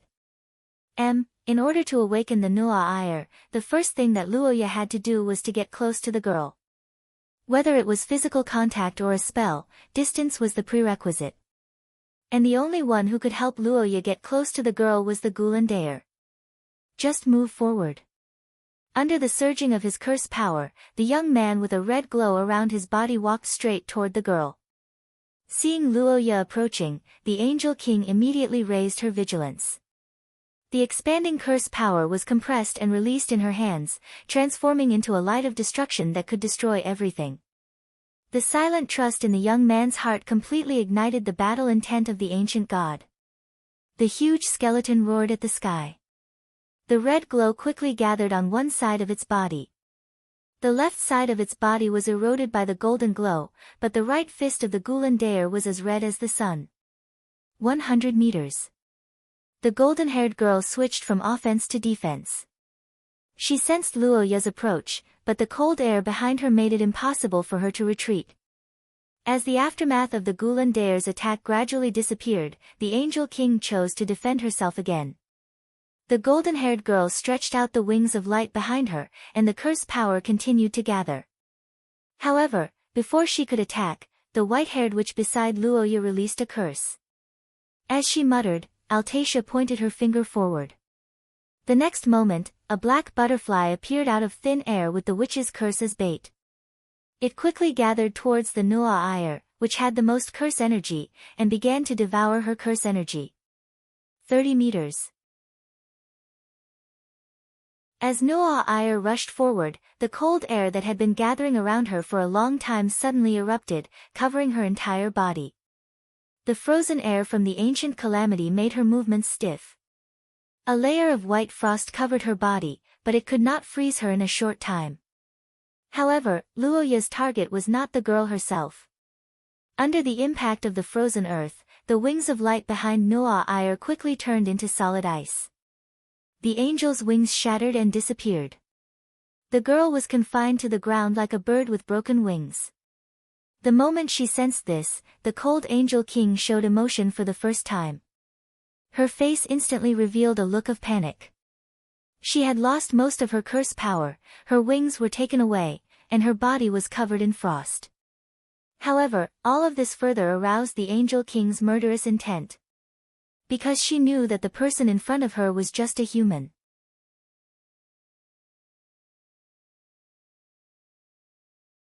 Chapter 422. In the center of the plains at night, the black-haired boy and the blonde-haired girl stood opposite each other. Their lips touched and the curse power cycled back and forth, and the girl's consciousness gradually woke up.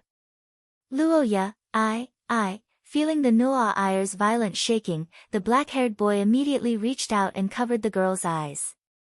The curse power was exhausted, his body was seriously injured, and the side effects of the crown stone were like a shadow, but Luoya knew that he must not fall down now. I'm sorry, sob, I'm sorry, you don't need to apologize, your highness is really a troublesome princess.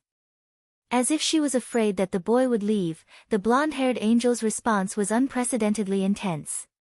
The scorching kiss was mixed with the salty taste of tears, as if the love that had been brewing for many years was constantly intertwined. Until the golden light in the sky completely dissipated, the girl's tears stopped, and a red flush appeared on her face, the two slowly separated. After looking at Luoya and getting confirmation, the teary-eyed girl suddenly pulled out her hand that was embedded in the boy's chest. Even if she had killed thousands of mutants and personally created several mountains of corpses and seas of blood, the moment she saw the boy's blood spurting out, the Noah Ayer still had a severe dizziness. It's okay, if it's just this kind of injury, it's okay. Just a little, sleep for a while. Worried that the boy would not wake up, the Noah Ayer called Luoya's name, but it was a pity that it was useless. The moment the high-strung mind relaxed, an unprecedented fatigue emerged from the body. After the boy's consciousness was completely relieved, it was as if a string was cut off, and he completely fell into darkness. At the old site of Tucker Fortress, at this time, there were hundreds and thousands of torches and lamps lit in the night, and under the illumination of the lights, there were soldiers who were building fortifications overnight. Now, the emergency construction was being carried out by the reinforcements from Bank Town.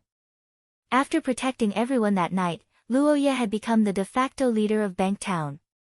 The orders he left behind were immediately supported by Mayor Carmen, especially the matter of building a defensive line at the mountain pass. The black-haired youth had set up an enemy for everyone, thus strengthening his position and spirit. However, what Luoya did not expect was that his unintentional words at that time had become true as time passed. Unlike the sinners of the Appraisal Association, Brian had been stationed at Tark Fortress many times in his long life. So, he knew a lot about this human fortress. Therefore, even though the collector had informed him in advance, Brian was still doubtful about the situation in the fortress. That was until he arrived at the plains. After all, according to his estimation, the soldiers who had lost their command system should be dominated by fear and chaos. The mountain pass should also be treated as a forbidden area and be deserted. However, the situation now was the opposite. The soldiers continued to rush over, and they all carried a tragic atmosphere as if they were ready to fight to the death. On the other hand, Brian had plenty of time. When he saw the originally lifelike angel closing her eyes again, the blonde man's eyes flickered slightly, but then he no longer cared. Instead, he stared at the moving needle and carefully counted the time. This was the countdown to the peak of the awakening of Her Royal Highness's angelic bloodline. It was also the best time for Brian to kill her. As long as he made a move during this period, whether it was completely pushing her towards angelization or directly killing her, it would be his victory. Thinking back to Collector's words, Brian's gaze sharpened. Akkad's awakening might change his fate, but just like what the man said, he was far from being helpless. The power to decide the final outcome was still in Brian's hands. Let's go. Since becoming an extraordinary, the youth's physical state had already broken away from the category of ordinary humans. With the deepening of the degree of mutation, high-grade extraordinary could recover their physical state in a very short time. Even Luoya, who was one step away from him, was not much different. But today, the youth experienced something that he had not experienced for a long time. Cold. In the past, although Luoya was often troubled by side effects, he was rarely injured. The youth, who was known for his explosive and destructive power, could always destroy his opponents. He didn't need to consider whether the damage was excessive. Like this time, the situation where he was seriously injured and the other party was safe was very rare. However, the youth didn't regret it. The moment he saw the Noa Iyer in front of him, the youth who had just woken up was slightly stunned. There was a moment of confusion in his eyes, and he couldn't help but have a straightforward feeling in his heart. With the unique holy and otherworldly face of the angel bloodline, shell-like ears, blue eyes that seemed to be able to see through people's hearts, long and stretched eyelashes, a small and exquisite nose, and cherry-red lips that he had tasted not long ago. Luoya, whose heartbeat quickened a little, gently turned his eyes and blurted out some words to cover up his uneasiness. Feeling the chill and frost in his body, the black-haired youth couldn't help but remind her. However, hearing Luoya's words, the blonde girl didn't care. Seeing the youth wake up, the blonde angel smiled faintly, took the youth's hand and put it on her chest. "That's really a terrible disease." The blonde girl whispered softly with a sobbing tone, the hand holding Luoya trembled slightly. The black-haired youth heard her and smiled bitterly. He looked at the Noa Iyer's red eyes and recalled the girl's previous appearance. "If possible, I hope you never see it again. And in the end, you didn't follow the rules first, waking me up in that way." The black-haired youth recalled his first kiss and raised his eyebrows. The Noa Iyer slightly widened her eyes in a daze, as if she was recalling the distant past. The murmuring girl's eyes gradually blurred. She lowered her head and looked at the figure in her arms and said, amidst the tender words, the blonde girl gently lowered her body. Looking at the tears in the Noa Iyer's eyes, Luoya's heart could no longer suppress the feelings in his heart. The embracing figure's lips once again overlapped, and the surrounding air seemed to be filled with the scorching hot feelings. At this time, the two were no longer in the dark plains, but on a bed in a room. The night wasn't over yet, and it was pitch black outside the window. Seeing this situation, Luoya slightly sighed in relief, knowing that he wasn't unconscious for too long. An outpost built during the War of the Mutants. Luoya listened to the girl's words and nodded. In his heart, he roughly knew the location of the two. As his mind gradually cleared up, Luoya's face gradually became serious. Noa Iyer's angelization wasn't a problem that could be solved once. Luoya just prevented the worst outcome last night and gave the girl another chance.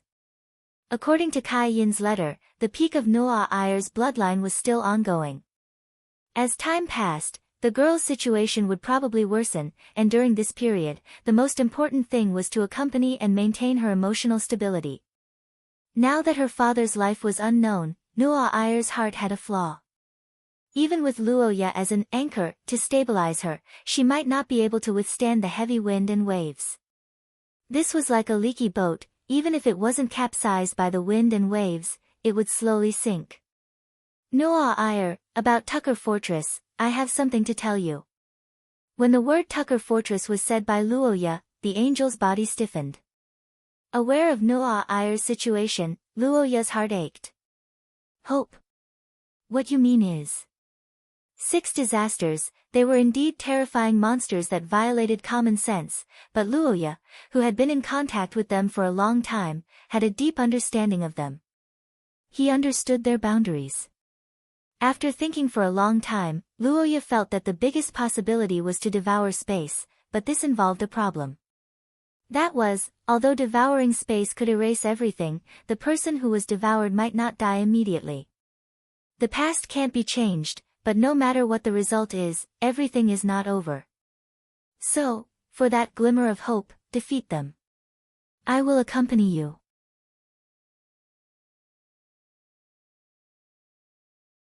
Chapter 423. At dawn in the Tucker Plains, the morning sun rose from the horizon, emitting a faint light. The black-haired young man looked at this ray of light and felt the same chill as yesterday. Perhaps it was even more serious. However, unlike yesterday, Luoya no longer felt uneasy because of this ray of light. After explaining to Noel the nature of the 6 disasters, and the possibility that Cain and the others still had a chance to survive, the fear in the girl's heart towards the upheaval of the Tucker fortress was finally converted. Exploring that possibility had become the motivation for her to upgrade her bloodline. Although the hole in her heart was barely filled, it could be said that it was temporarily filled. Strong, firm, elegant, and steady. These could be said to be the most obvious labels on the Pope's princess. All along, Noa Iyer had almost never shown weakness in front of Luoya. Although the incident in Tucker Fortress this time was regrettable, it also allowed Luoya to see another side of Noa Iyer that no one knew about. It also allowed him to understand the importance of this girl to him. Thinking so, the black-haired young man gently covered his chest, endured the throbbing pain, and tried to make his expression relaxed. On the other side, the eyes of the golden-haired girl flashed a faint light without warning. At the same time, her body slightly paused, and the reaction of the curse power became a lot more restless. The sudden change made the 2 people in the room fall into silence for a moment. Noticing the abnormal movement of her bloodline, the girl's face changed, and Luoya's face also became serious. It was obvious that such an intense battle had just ended not long ago. This kind of recovery power, well, sorry, I may have to leave for a while. Be careful when you fight, if you can't suppress it. Hearing Luoya's assumption, the golden-haired girl couldn't help but interrupt. Looking at Noa Iyer's determined eyes, the young man nodded slightly to express his trust. When you come back, bring some food. Yes, anything is fine. After getting injured, I also need to replenish myself. Your Highness won't let your subjects starve, right? Then, it's settled.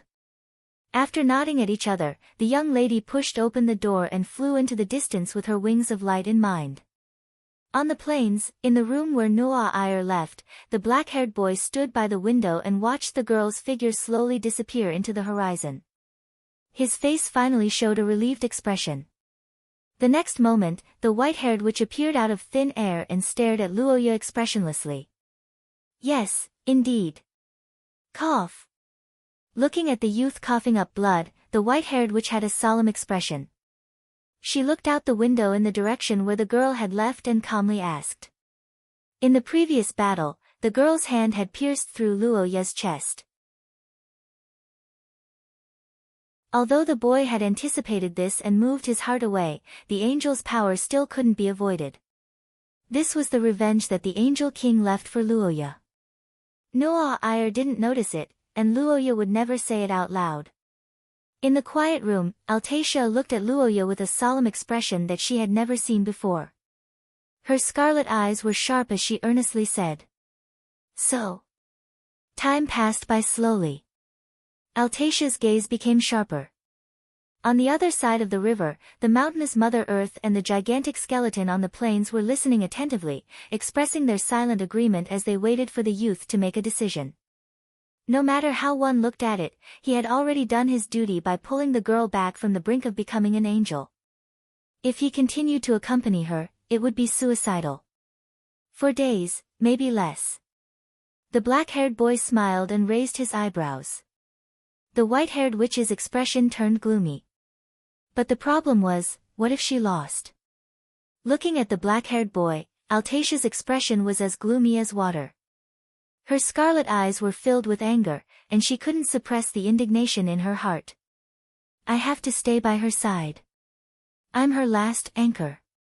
The queen of the races isn't that easy to deal with. You should know this better than anyone else. More importantly, I'm waiting for someone. That's right. An enemy.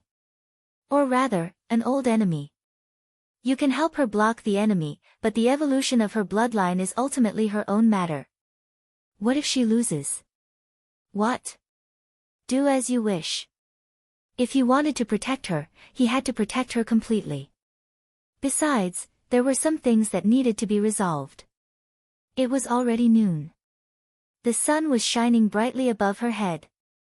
The early winter in the Tark Plains wasn't too cold. There were still some plants that maintained their green color. The sun's rays made one feel warm. In the eyes of those who liked to go out, this must be a good place to have a picnic. Looking at the corpses of the mutants on the ground, the girl hugged her legs and thought expressionlessly. The arrival of the Noah Ire was like a calamity for the mutants. She descended like a god, giving everyone, no matter their status, the right to equality, death. After the slaughter that wasn't painful, and even brought some joy, the girl's angelization finally came to a temporary stop. Hugging her knees, the Noah Ire muttered to herself. Thinking back to how she was in front of the boy, her body trembled slightly in fear. After gaining the upper hand once, the power of the Angel King had obviously become stronger. Noah Ire found it increasingly difficult to control herself. The fear of losing her sense of self was bone-chilling. However, what made the girl even more fearful was that the power within her body was intending to kill Luoya. Swearing in her heart, the girl glanced at the corpses all over the ground. The corpses that had just died were emitting heat due to the light. Fresh blood was gathering together, accompanied by a flock of vultures and a thick stench of blood. The bright colors eased her divinity to a certain extent, but at the same time, it made her vigilant.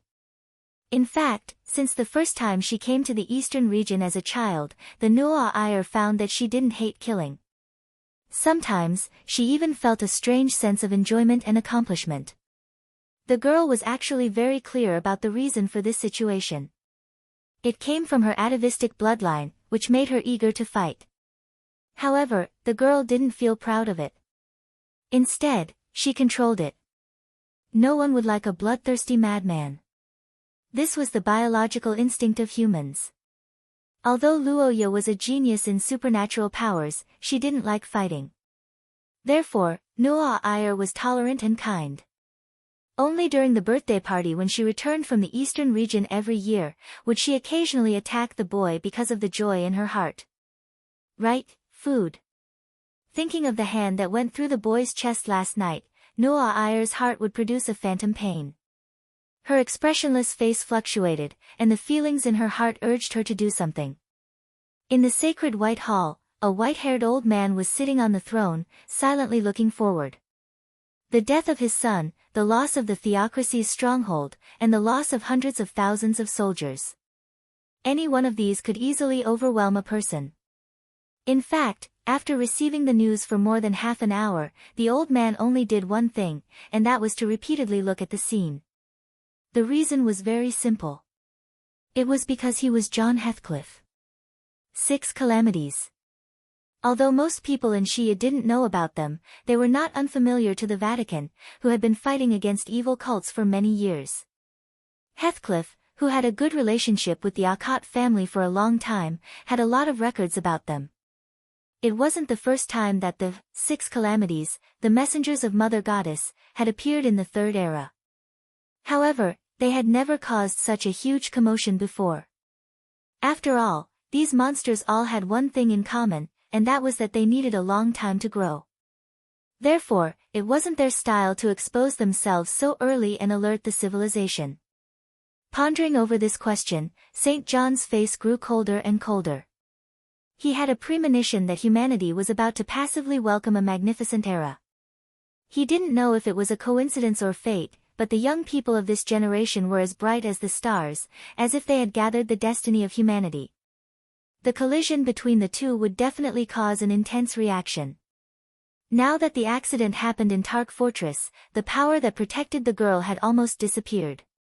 However, just like fate, the young people of the Akkad family should have reached her side. Then, the rest was not something that others could interfere with. The white-haired old man prayed. Then, he stood up and walked to the map on the side. His old eyes accurately stared at a piece of land. Eric took the lead.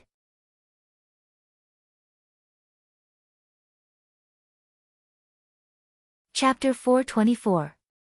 In the holy capital, the white-haired old man was thinking about the general trend of the times.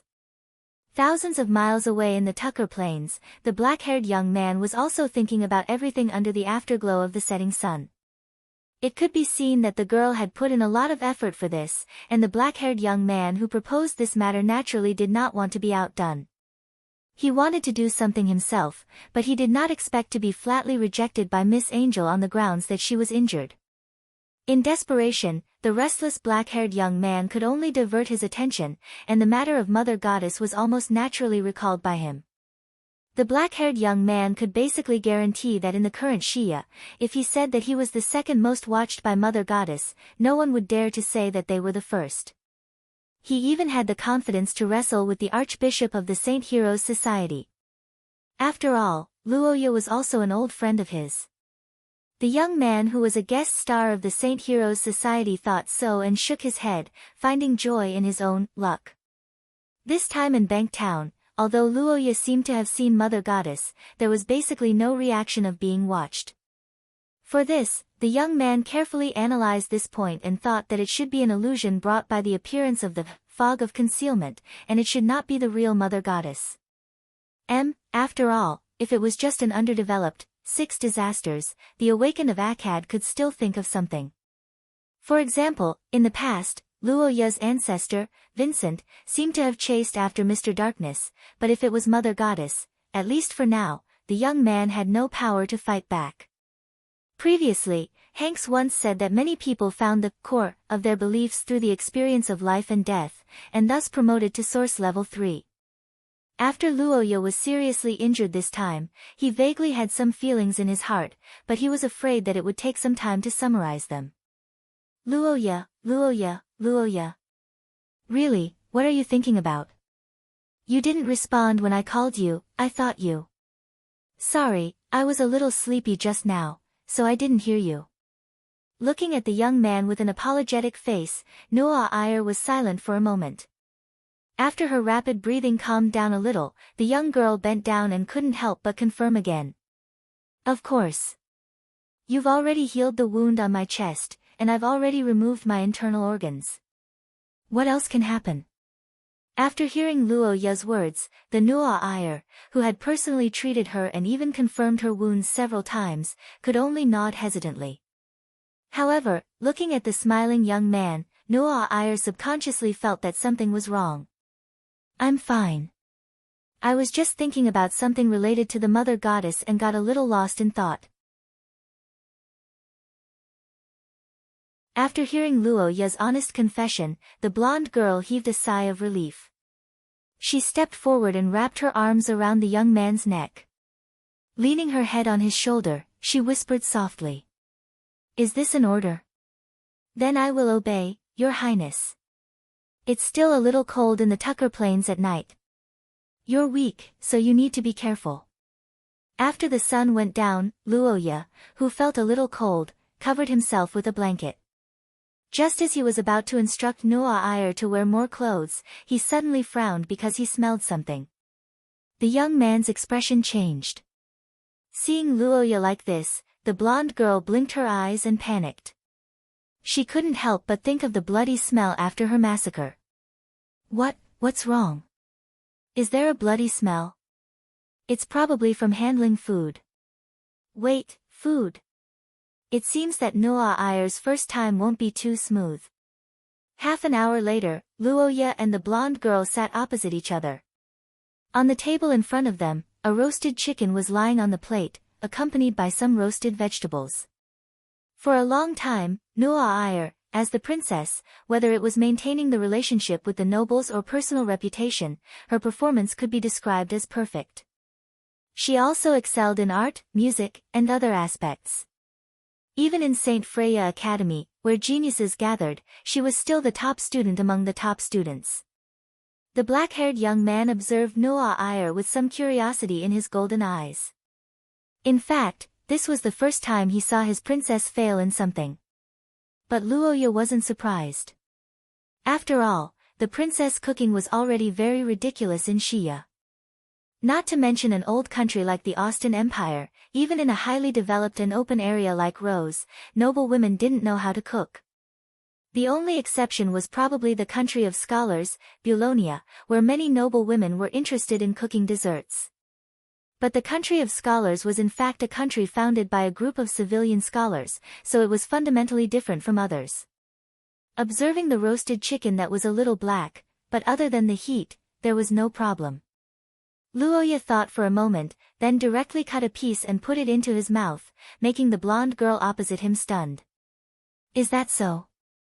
I think the taste is not bad. Besides, this is your first time cooking, I don't want to miss it. As a young master born in a marquis family, Luoya grew up in luxury. Noah Iyer naturally didn't believe the young man's words, but seeing Luoya not being picky about the food she made, the girl couldn't help but feel happy. Every morning, they would wake up together, have breakfast together, and go to work separately. At night, they would gather together to eat and share the day's experience, then snuggle up to each other and fall asleep again. Thinking of this, the girl was in a daze. After a long time, she suddenly said, Luoya. What do you think of the Wei Duolia ancestors' choice?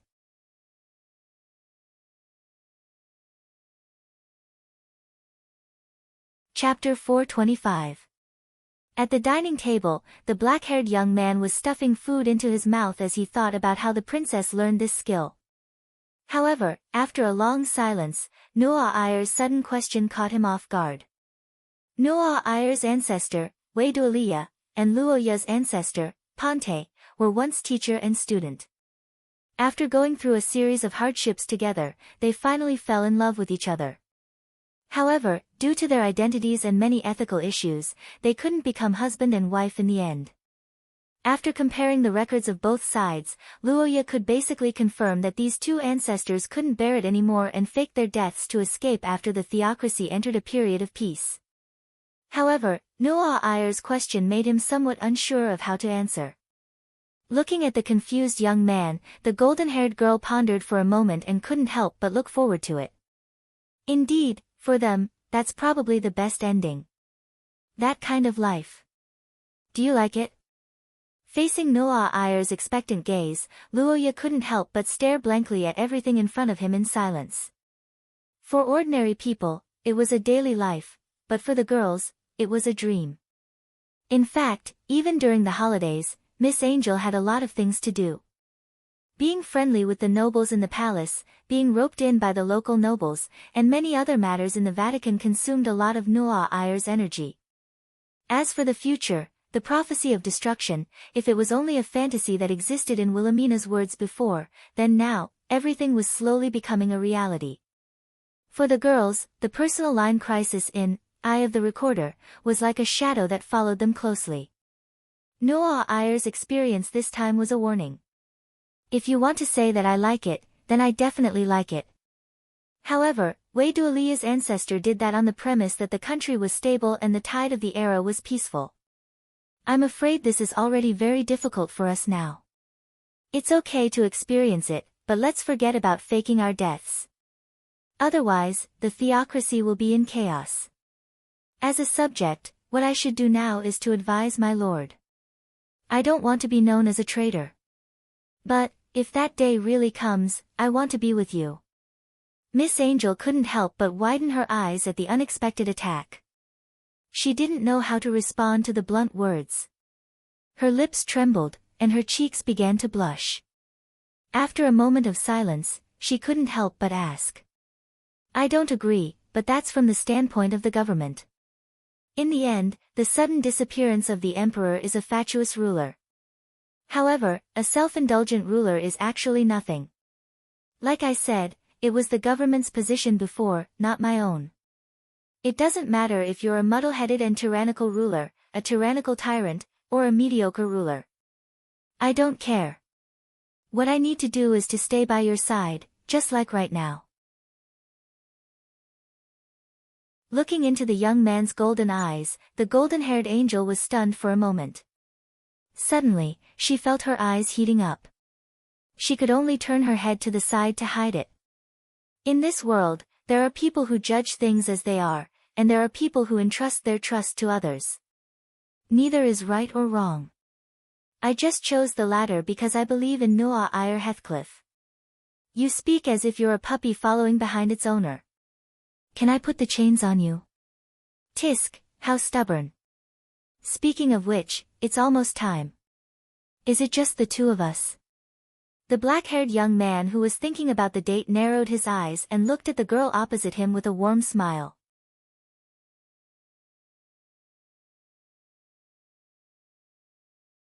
Chapter 426. Under the curtain of the night, the black-haired young man stood calmly in front of the huge palace complex. He silently scanned his surroundings as the bell rang in the distance. Looking at the magnificent and familiar buildings that he had visited several times, Luoya walked forward. He walked through the wide and majestic city gate, walked through the empty square, walked through the long corridor hung with exquisite ornaments, and finally arrived in front of the familiar door. Along with the sound of the door opening and closing, light shone through the gap in the door and gradually spread to both sides of the black-haired young man. Everything in the room once again appeared in the young man's eyes. Not long ago, this was the place where the black-haired young man and the white-haired witch met for the first time.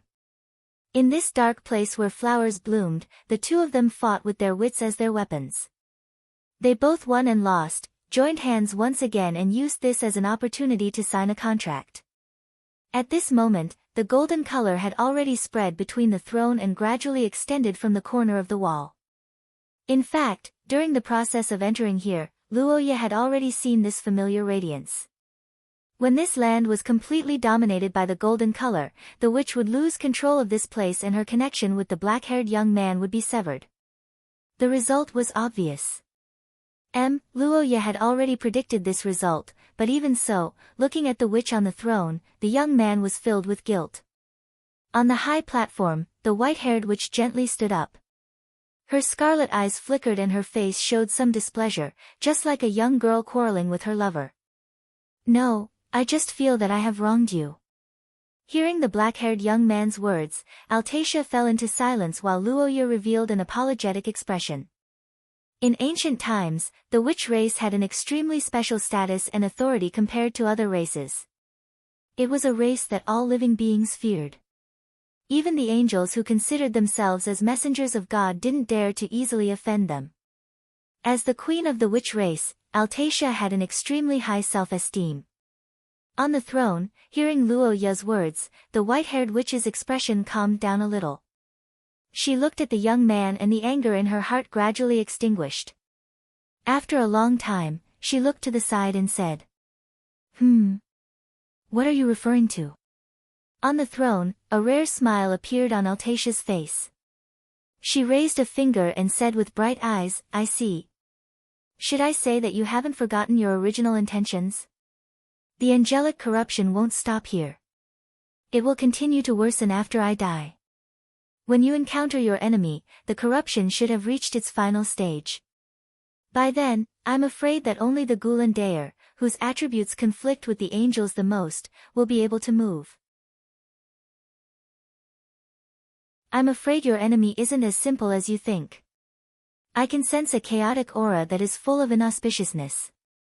Based on the results of the divination, it is not optimistic either.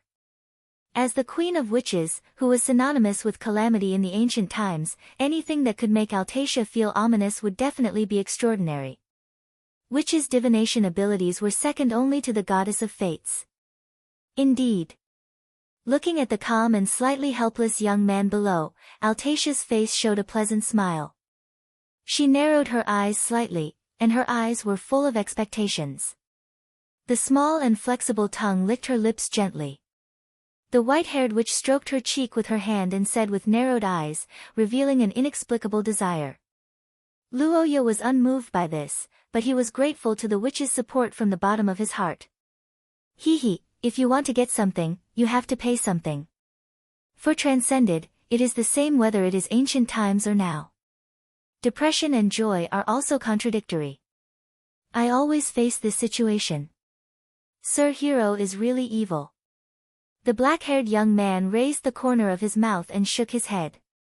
He then looked at the witch above and asked seriously with a teasing smile, Oh. Do you have anything you want? The smiling Luoya whispered the curse vessel he wanted. The white-haired witch blinked and slowly raised the corner of her mouth. Altacia, who heard Luoya's request, smiled happily. After a long time, the Queen of Witches, who completed the commission, looked at the young man and said goodbye with a smile. Yes, in order to save the princess, I can only say goodbye temporarily, Your Majesty. The white-haired witch smiled happily, bowed her head slightly and lifted her skirt. At the same time, everything around the young man began to blur and distort. In the witch's heartfelt wish, the young man smiled and nodded. The next moment, Luoya's consciousness fell into darkness and returned to the real world. Before dawn, beside the sleeping black-haired young man, Noah Eyre Heathcliff was experiencing unprecedented torture and contradiction. Glancing at Luoya, who trusted him completely and slept with his back to the girl, Noah Eyre's eyes flashed with a painful look. His hand holding the blanket tightened, and he began to hesitate about the decision he made before. Making such a decision was naturally inconsistent with the feelings and wishes in the girl's heart, but for Noah Eyre, this was the result of no choice, and the opportunity was the moment when the girl lost control in the evening. Noah Eyre couldn't remember the location of the base. Obviously, as a transcendent whose bodily functions and thinking speed were far superior to ordinary people, and as a person who received military training from a young age, Noah Eyre shouldn't and couldn't forget her starting point. More importantly, there was a person in the base. Just like how people might forget the shop they used to frequent, no one would forget their home. Noah Eyre couldn't forget the location of the person close to her. In fact, she really did forget, so there was only one possibility. At that time, the girl understood that the erosion of angelification had probably reached the third stage, which had never been recorded in Heathcliff's records for thousands of years. It was no longer a complete replacement, but a partial contest of consciousness. From the third stage onwards, the deterioration of the girl's condition became much more concealed. She might be herself one moment, but in the next moment, she might have lost something important, and the consequences would also affect the people around her. After the bloody battle with the Angel King, Luoya's combat skills, which were her companions, had been limited by the unique erosion power of angels. The young man had also been seriously injured once, and his condition was unprecedentedly bad. Vaguely, Noah Eyre felt that the young man was hiding something. The plains at night were cold and dark, and the whistling of the night wind continued. The girl knew that after crossing the gate, she would once again face everything alone, and she might never be able to return. But when she thought that this was the only way to protect the person she loved to the greatest extent, Noah Eyre's heart became strong. Going out at night? I think it's better to tell me. In the room, Luoya's calm voice sounded, and the Noah Eyre in front of the door widened her eyes and froze. After a slight panic, the blonde girl hurriedly adjusted her mood and responded with a smile.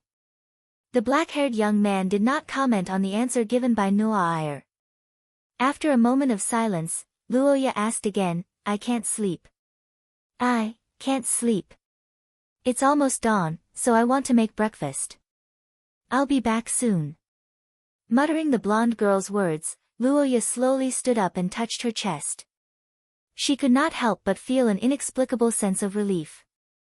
Using the erosion that was like a deadly toxin as a detector, this was the reason why Luoya could detect Noah Eyre's condition in advance. At this time, in the chest that was once penetrated, an unprecedented pain was spreading, and the passage to Altacia was completely closed. Noah Eyre, let me see your eyes. The black-haired young man stood up and slowly approached. His request made the girl who had her back facing him tremble slightly, not knowing what to do. The blonde girl did not move, and Luoya did not say anything. Silence pervaded between the two. After a long time, the princess who gritted her teeth finally turned her head and looked at the young man with a calm expression. Separate? Am I bothering you? You are now seriously injured. Even if the Angel King appears again, you won't be able to fight anymore. You are no longer of much help to me. Thank you for everything you have done for me, but now I think it's better for you to return to the rear. It's safer there. Hearing Noah Eyre's words, the black-haired young man stopped in his tracks. However, what she did not expect was that after a short silence, Luoya raised her head, and there was no anger in her golden eyes. Instead, there was warmth and calmness. Wait. This is... a gift? The black-haired young man sighed slightly. Looking at the surprised Noah Iyer, he smiled and sent a blessing. Noah Iyer, happy birthday.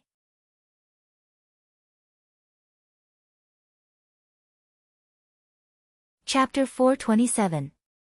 Princess Noah Iyer Heathcliff's birthday was a major event in the St. Maester theocracy. Every year, she was responsible for contacting the local nobles and consolidating the royal family's power. It could be said that it was a political gathering, and when it wasn't celebrated as a gathering, it seemed to have lost its meaning. However, Luoya didn't forget about it in such a difficult period. This also showed that the young man didn't treat this day as a social tool like most people. Instead, he sincerely remembered it in his heart. Wait. I'm happy that you remembered my birthday. But what is this chain? Huh? The black-haired young man looked at the chain that he obtained from the Witch Queen and explained. However, the hidden meaning in his words made the blonde girl's body stiffen. Yes, in the last battle, that guy left some power in my body. 1 second, remember. The moment she learned about the young man's condition, Noah Iyer couldn't help but feel slightly dizzy. No one in the world knew better than her what the remaining power of the angel meant. Because of this, just as Luoya expected, the young girl's reaction was extremely strong. An order. Then I should obey it. But sorry, I refuse to do so this time. Hearing the young man's rare refusal, the blonde girl was anxious, but there was nothing she could do. Although Noah Iyer was the one who Luoya swore loyalty to, the young girl hadn't inherited the throne yet, so she didn't have the authority to enforce orders. It was impossible to let Noah Iyer leave alone. Whether it was the Angel King or the vicious hands of the Eric family, the young girl couldn't fight against them alone. In order to completely change the young girl's fate, Luoya had to convince her. This was the first time Luoya showed an unimaginable strength in front of Noah Iyer. The sudden change surprised the young girl, and her blue eyes met with the young man's golden pupils. It was a calmness that was willing to give up everything. I know you're worried about me, so you want me to leave. But I also want to tell you that I've never wanted to die. I'm accompanying you so that you can obtain victory, so that the future we want can be realized. Impossible, because you are Noah Iyer Heathcliff. Facing the young lady's question, the black-haired youth resolutely replied. There wasn't the slightest bit of hesitation in his words. He caressed the young lady's cheek and looked straight into her eyes. You are the only one with the atavistic bloodline in the Heathcrete family in 1,000 years. You are the princess of the theocracy of St. Maester and the brightest star in the history of the Vatican. You are kind, upright, and tenacious. You can even change the fate of people like me. The King of Angels. He may have been great once, but the times have changed. The dragons have disappeared without a trace, and the angels are no longer around. The remnants of him may be able to stop you for a while, but you will eventually defeat him. And I'm very sure of that. Looking at the young man who was speaking, Noah Iyer was speechless. In Luoya's shining golden eyes, the young lady didn't see a hint of a joke. On the contrary, she saw a serious and calm expression. So, a person can trust others to this extent? At this moment, Noelle suddenly felt something heavy pressing down on her, but it was not the feeling of a burden. Instead, it was as stable and reassuring as a sea-stabilizing needle. It was a kind of joy that suppressed the anxiety and uncertainty in her heart. Because you are my lord and the most important person to me. I dare to say that I know your future better than anyone else in the world. You sound like a prophet. But indeed, I am your lord, and also your protector. As someone who should protect you, I can't let you down. Now that things have come to this, you can't leave even if you want to. In fact, after saving Noah Iyer, Luoya always felt that something was missing from the young lady. She was no longer as confident and strong as before.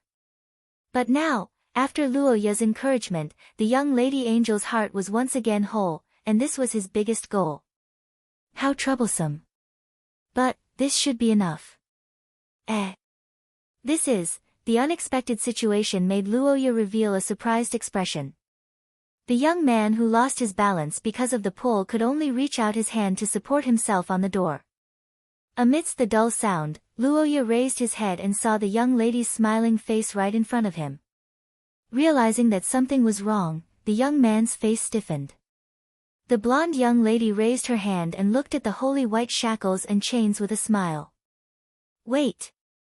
You said you wanted the chains, right? I also have handcuffs on my hands. Besides, don't you like them? You hateful rebellious minister. It was best to give a birthday gift in line with the other party's preferences. This was a common sense no matter which world it was in. But just as the right thing was not necessarily right, the commonly accepted common sense would sometimes fail.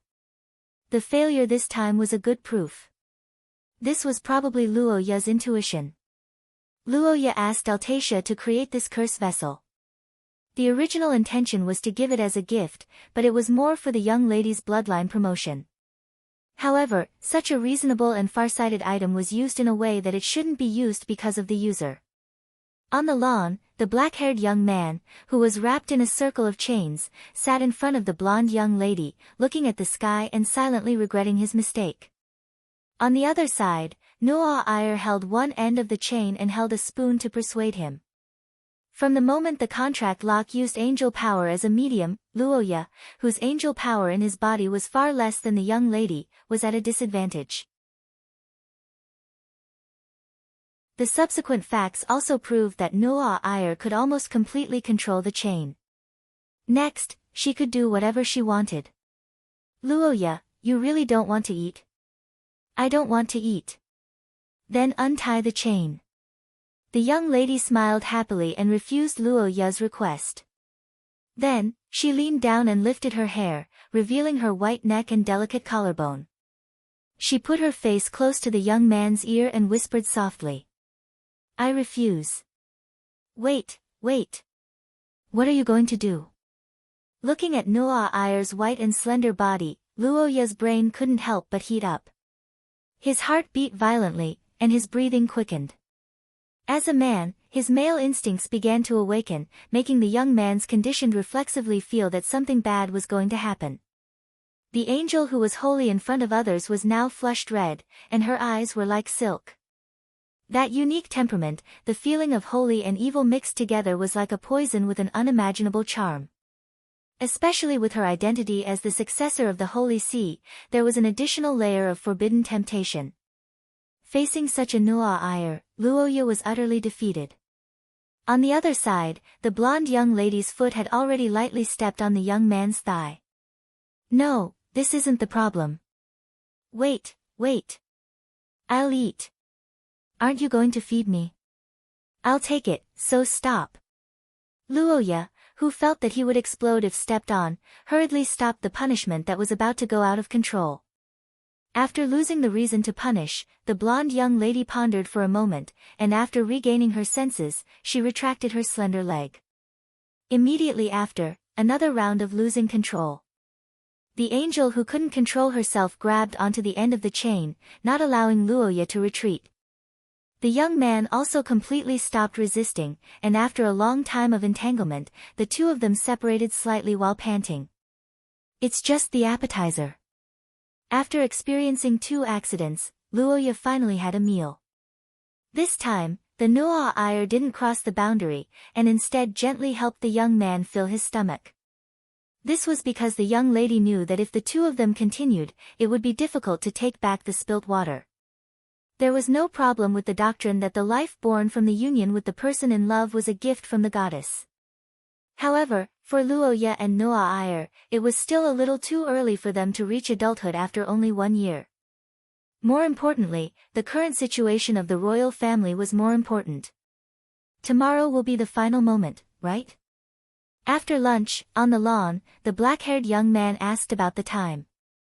The Noah Iyer felt the bloodline in her body and nodded lightly. The two of them leaned against each other, silently listening to each other's heartbeats. The black-haired young man gazed towards the west, feeling the call from the source substance channel. His flashing golden eyes seemed to pierce through space and landed on the enemies who were rushing over from afar. His gaze was as sharp as a blade as he brandished his weapon. Tomorrow was the day where their fates intersected.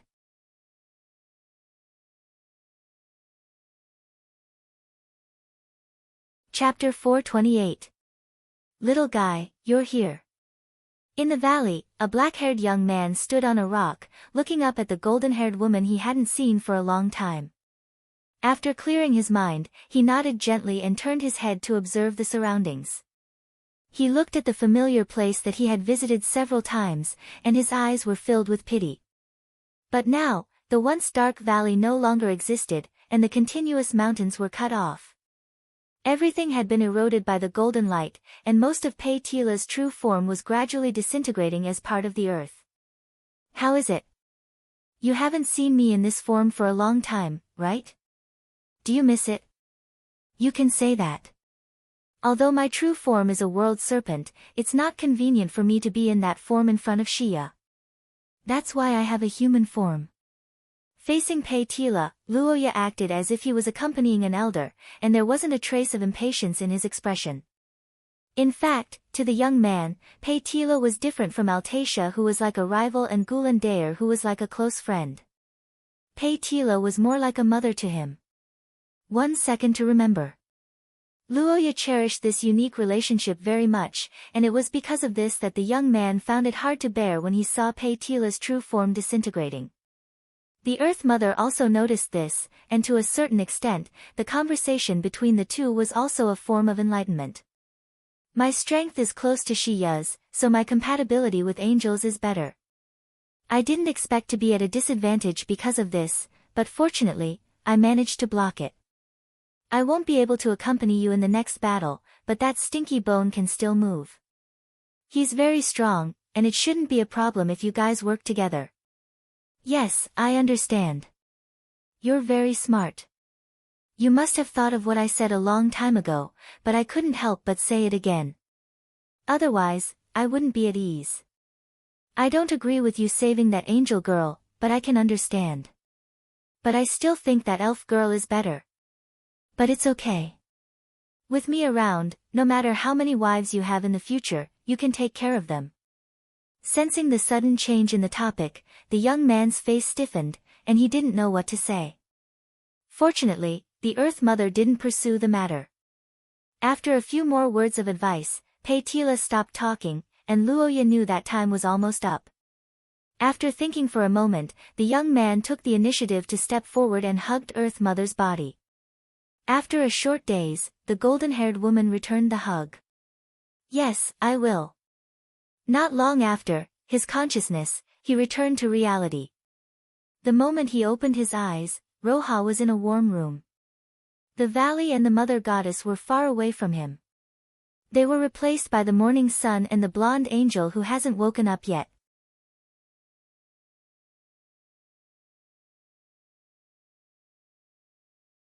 Chapter 429. Under the setting sun, the black-haired young man and the man in the distance looked at each other with killing intent between them. The appearance of the old enemy represented the end of fate. This was the conclusion of Brian, who had lived for a long time. On the other side, the black-haired young man obviously had the same thought. Brian didn't hide anything this time, no matter if it was his face or aura. The reason was very simple, because this operation was a desperate gamble. Luoya's question didn't need to be answered, but the young man's calmness was somewhat out of Brian's expectation. And what was even more strange was that looking at Brian, who came to kill him, Luoya's eyes didn't have any hatred or disgust. Instead, there was some inexplicable sorrow and sorrow. The things that you should have held on to are worn away too quickly, and the things that you should have given up are not worn away. Ambition and desire are always expanding. Everything that happened 200 years ago still hasn't come to an end. To you, this is probably a very long time. Ferd Eric. Hearing the young man said his former name, Luoya's pupils suddenly contracted. Brian's gaze was like an arrow, staring at the young man's body. His expressionless face finally had a fluctuation for the first time.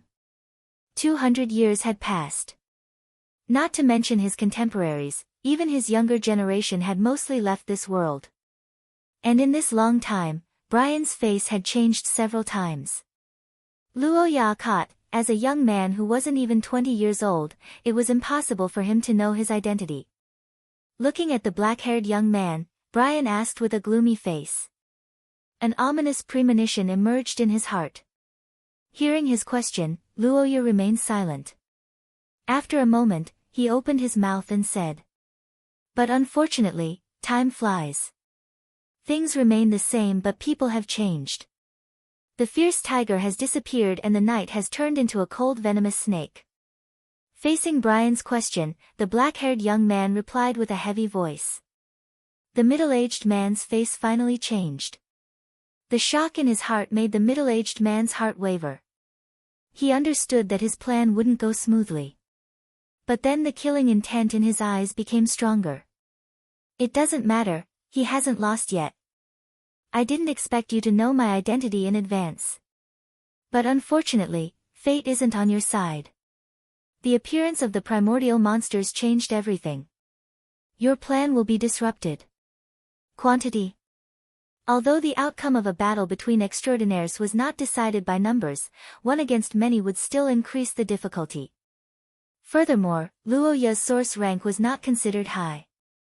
However, what puzzled Brian was that the young man remained calm after hearing his words.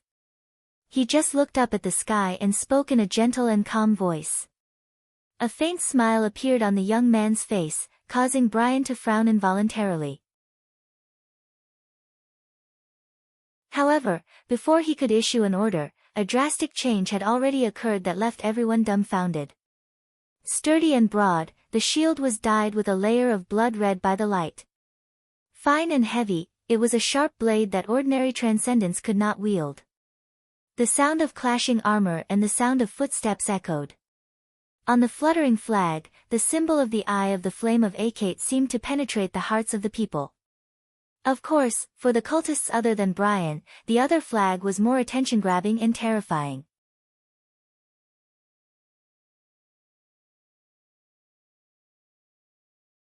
Chapter 430. On the plains under the setting sun, holy light and blood rain entangled in the sky. The stench of burning earth filled the air. A battle that would protect the future and decide the turning point of humanity's fate entered its climax without anyone noticing. On the other side, the crazy cultists and the rebellious noble families represented chaos. Killing everyone and dragging the human world into a chaotic world was their wish. In their eyes, human lives were worthless. Once they succeeded, there would be no more pursuit and escape. Killing would be as natural as breathing in the world. Survival would be completely determined by the strong and the weak. In Luoya's previous life, there was a saying, king against king, general against general. However, in reality, this kind of situation occurred most often on a chessboard and not on a real battlefield. As for Luoya, as a person who was obviously inferior to Brian in the source level, it was obviously inappropriate for him to fight. Therefore, when the battle began, the head of the tribunal, Hanks, stood beside Luoya and was prepared to fight with one of the 5 noble families. However, what he did not expect was that Luoya's choice was not to retreat, but to face the attack. Amidst the clashing of swords and screams, the black-haired young man looked ahead and said calmly. The red-haired man frowned. This time, my mission is to protect your safety. As the head of the tribunal, killing cultists is my duty, and, you must live. Perhaps sensing the doubts of the people around him, the black-haired young man looked ahead and said calmly, the fate of our enemies is important. Although our fated enemies are important, we need victory more than anything else. The black-haired young man looked into the distance, his golden pupils carrying a certain conviction, as if he had seen something that others could not. At the same time, floating gray particles began to spread across Brian's body. Destruction and chaos appeared out of thin air in the heart, like an invisible hand shaking people's faith. The gray gas shrouded Brian's body, causing all the soldiers near him to retreat in fear. The cultists also fled in fear. The heavy and oppressive atmosphere made it difficult for people to breathe until a bloody light appeared behind everyone. Luoya Akat's golden pupils lit up as if they were burning. He looked across half the battlefield and stared at the blonde man. Both of their faces were cold and calm. In their eyes, there was nothing but each other and boiling murderous intent. The bloody light continued to push forward, followed by the relief and joy of the soldiers on their side. Witnessing the scene of the two forces pressing against each other, Hank's expression changed abruptly. Whether he admitted it or not, it was a fact that Brian Eric had obtained an unimaginable power that might have come from the gods. And just as Luoya said, only the gods could defeat the gods. After realizing this, the soldiers around Luoya had no choice but to retreat. The silent head of the tribunal led the soldiers to the other enemies, wanting to eliminate the others before helping Luoya. And on Brian's side, there was no one around the blonde man. At this moment, the strange gray fog surrounding Brian's body suddenly thickened at a speed visible to the naked eye. The rising gray fog connected to the sky, releasing an ominous aura. The thick death aura was visible to the naked eye. Even the cultists were shocked when they saw it.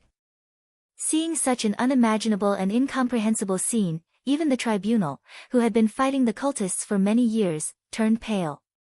At this moment, everyone finally understood what the gray fog around Brian's body was made of. However, this terrifying scene may have frightened others, but the black-haired young man did not cower. Not to mention fighting, just looking up at him would make one feel insignificant. Looking at him for even a little longer would cause severe pain. Unobservable, untouchable. There was no need for words.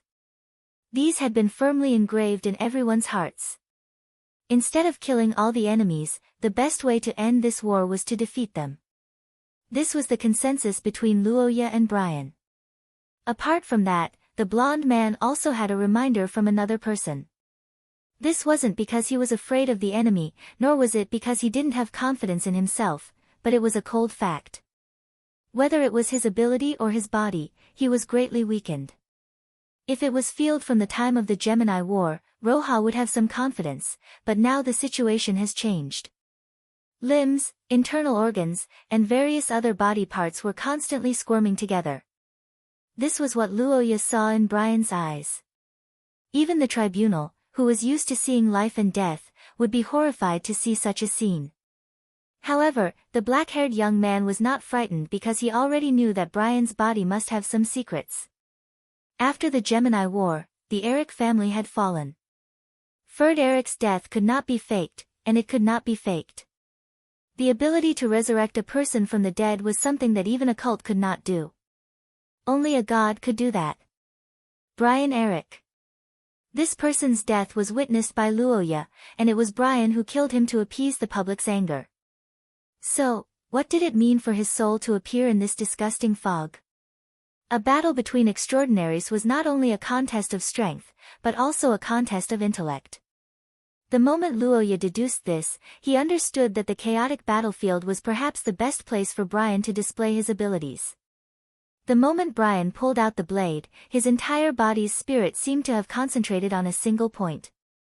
The ability of his bloodline began to operate.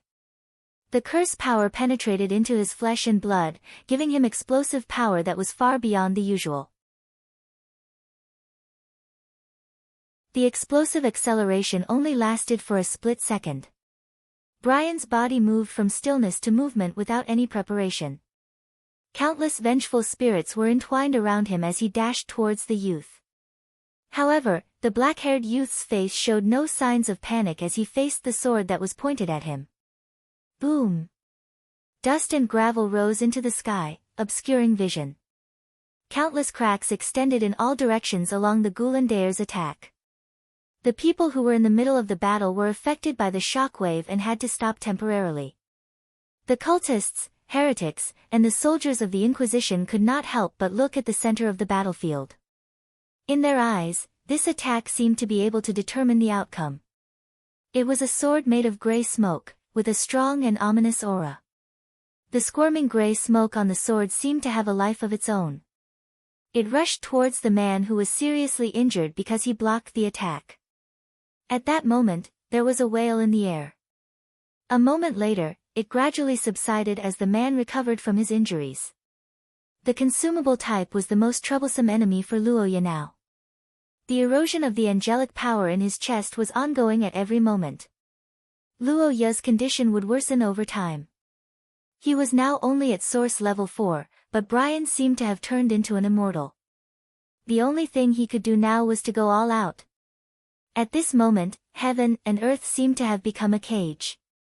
Thick cold air gushed out, with the power to freeze everything. The stars and moon in the sky disappeared. The rapidly falling temperature stained the armor of the soldiers with white frost. The blood of the cultists was also frozen. In the middle of the mist, Gurandal's arms extended backward. The rolling crimson curses shone brightly. Under the illumination of the light, the gigantic skeleton looked like an ancient demon god. Its fist was as unstoppable as a mountain. In the mix of red light and cold air, Brian's expression changed drastically. He roared and used all his strength to release layers of gray smoke. The rapidly expanding fog turned into a palm that seemed to come from hell. It met the giant's attack head-on. However, the Gulandair was unmoved. And the facts proved everything. Countless souls surged out from the gray fog and charged upwards. However, under the fist of the giant, all of them were like mantises trying to stop a chariot. The expanding fog burst like a balloon. The giant's arm continued to move forward, accompanied by the sound of exploding souls. Until the end of the attack, the golden-haired man was sent flying back into the darkness like a bullet amidst the crisp sound of the blade breaking. Looking at the blonde man in the sky, Luoya's golden pupils suddenly flashed. He raised his hand, and the white cold air penetrated the sky like a ray of light. It then turned into a white palm, wrapped the blonde man's body, and smashed him down to the plain below. In the loud noise, Brian, who was covered in frost, fell heavily to the ground. Luoya's figure shot out like lightning and chased after the blonde man on the ground. On the ground in the distance, the blonde man's frozen body seemed to have shattered. Well done. A familiar voice of praise sounded in Brian's ears. The next moment, the young man suddenly stopped in his tracks. You're tuning in to the Blissful Bookshelf YouTube channel. We're so grateful for your support, and don't forget to subscribe to join us on this incredible journey through captivating stories. Your generosity through donations truly makes a world of difference, as it's the primary source of revenue that allows me to expand and enhance this channel for you. Thank you from the bottom of my heart for being a part of this adventure.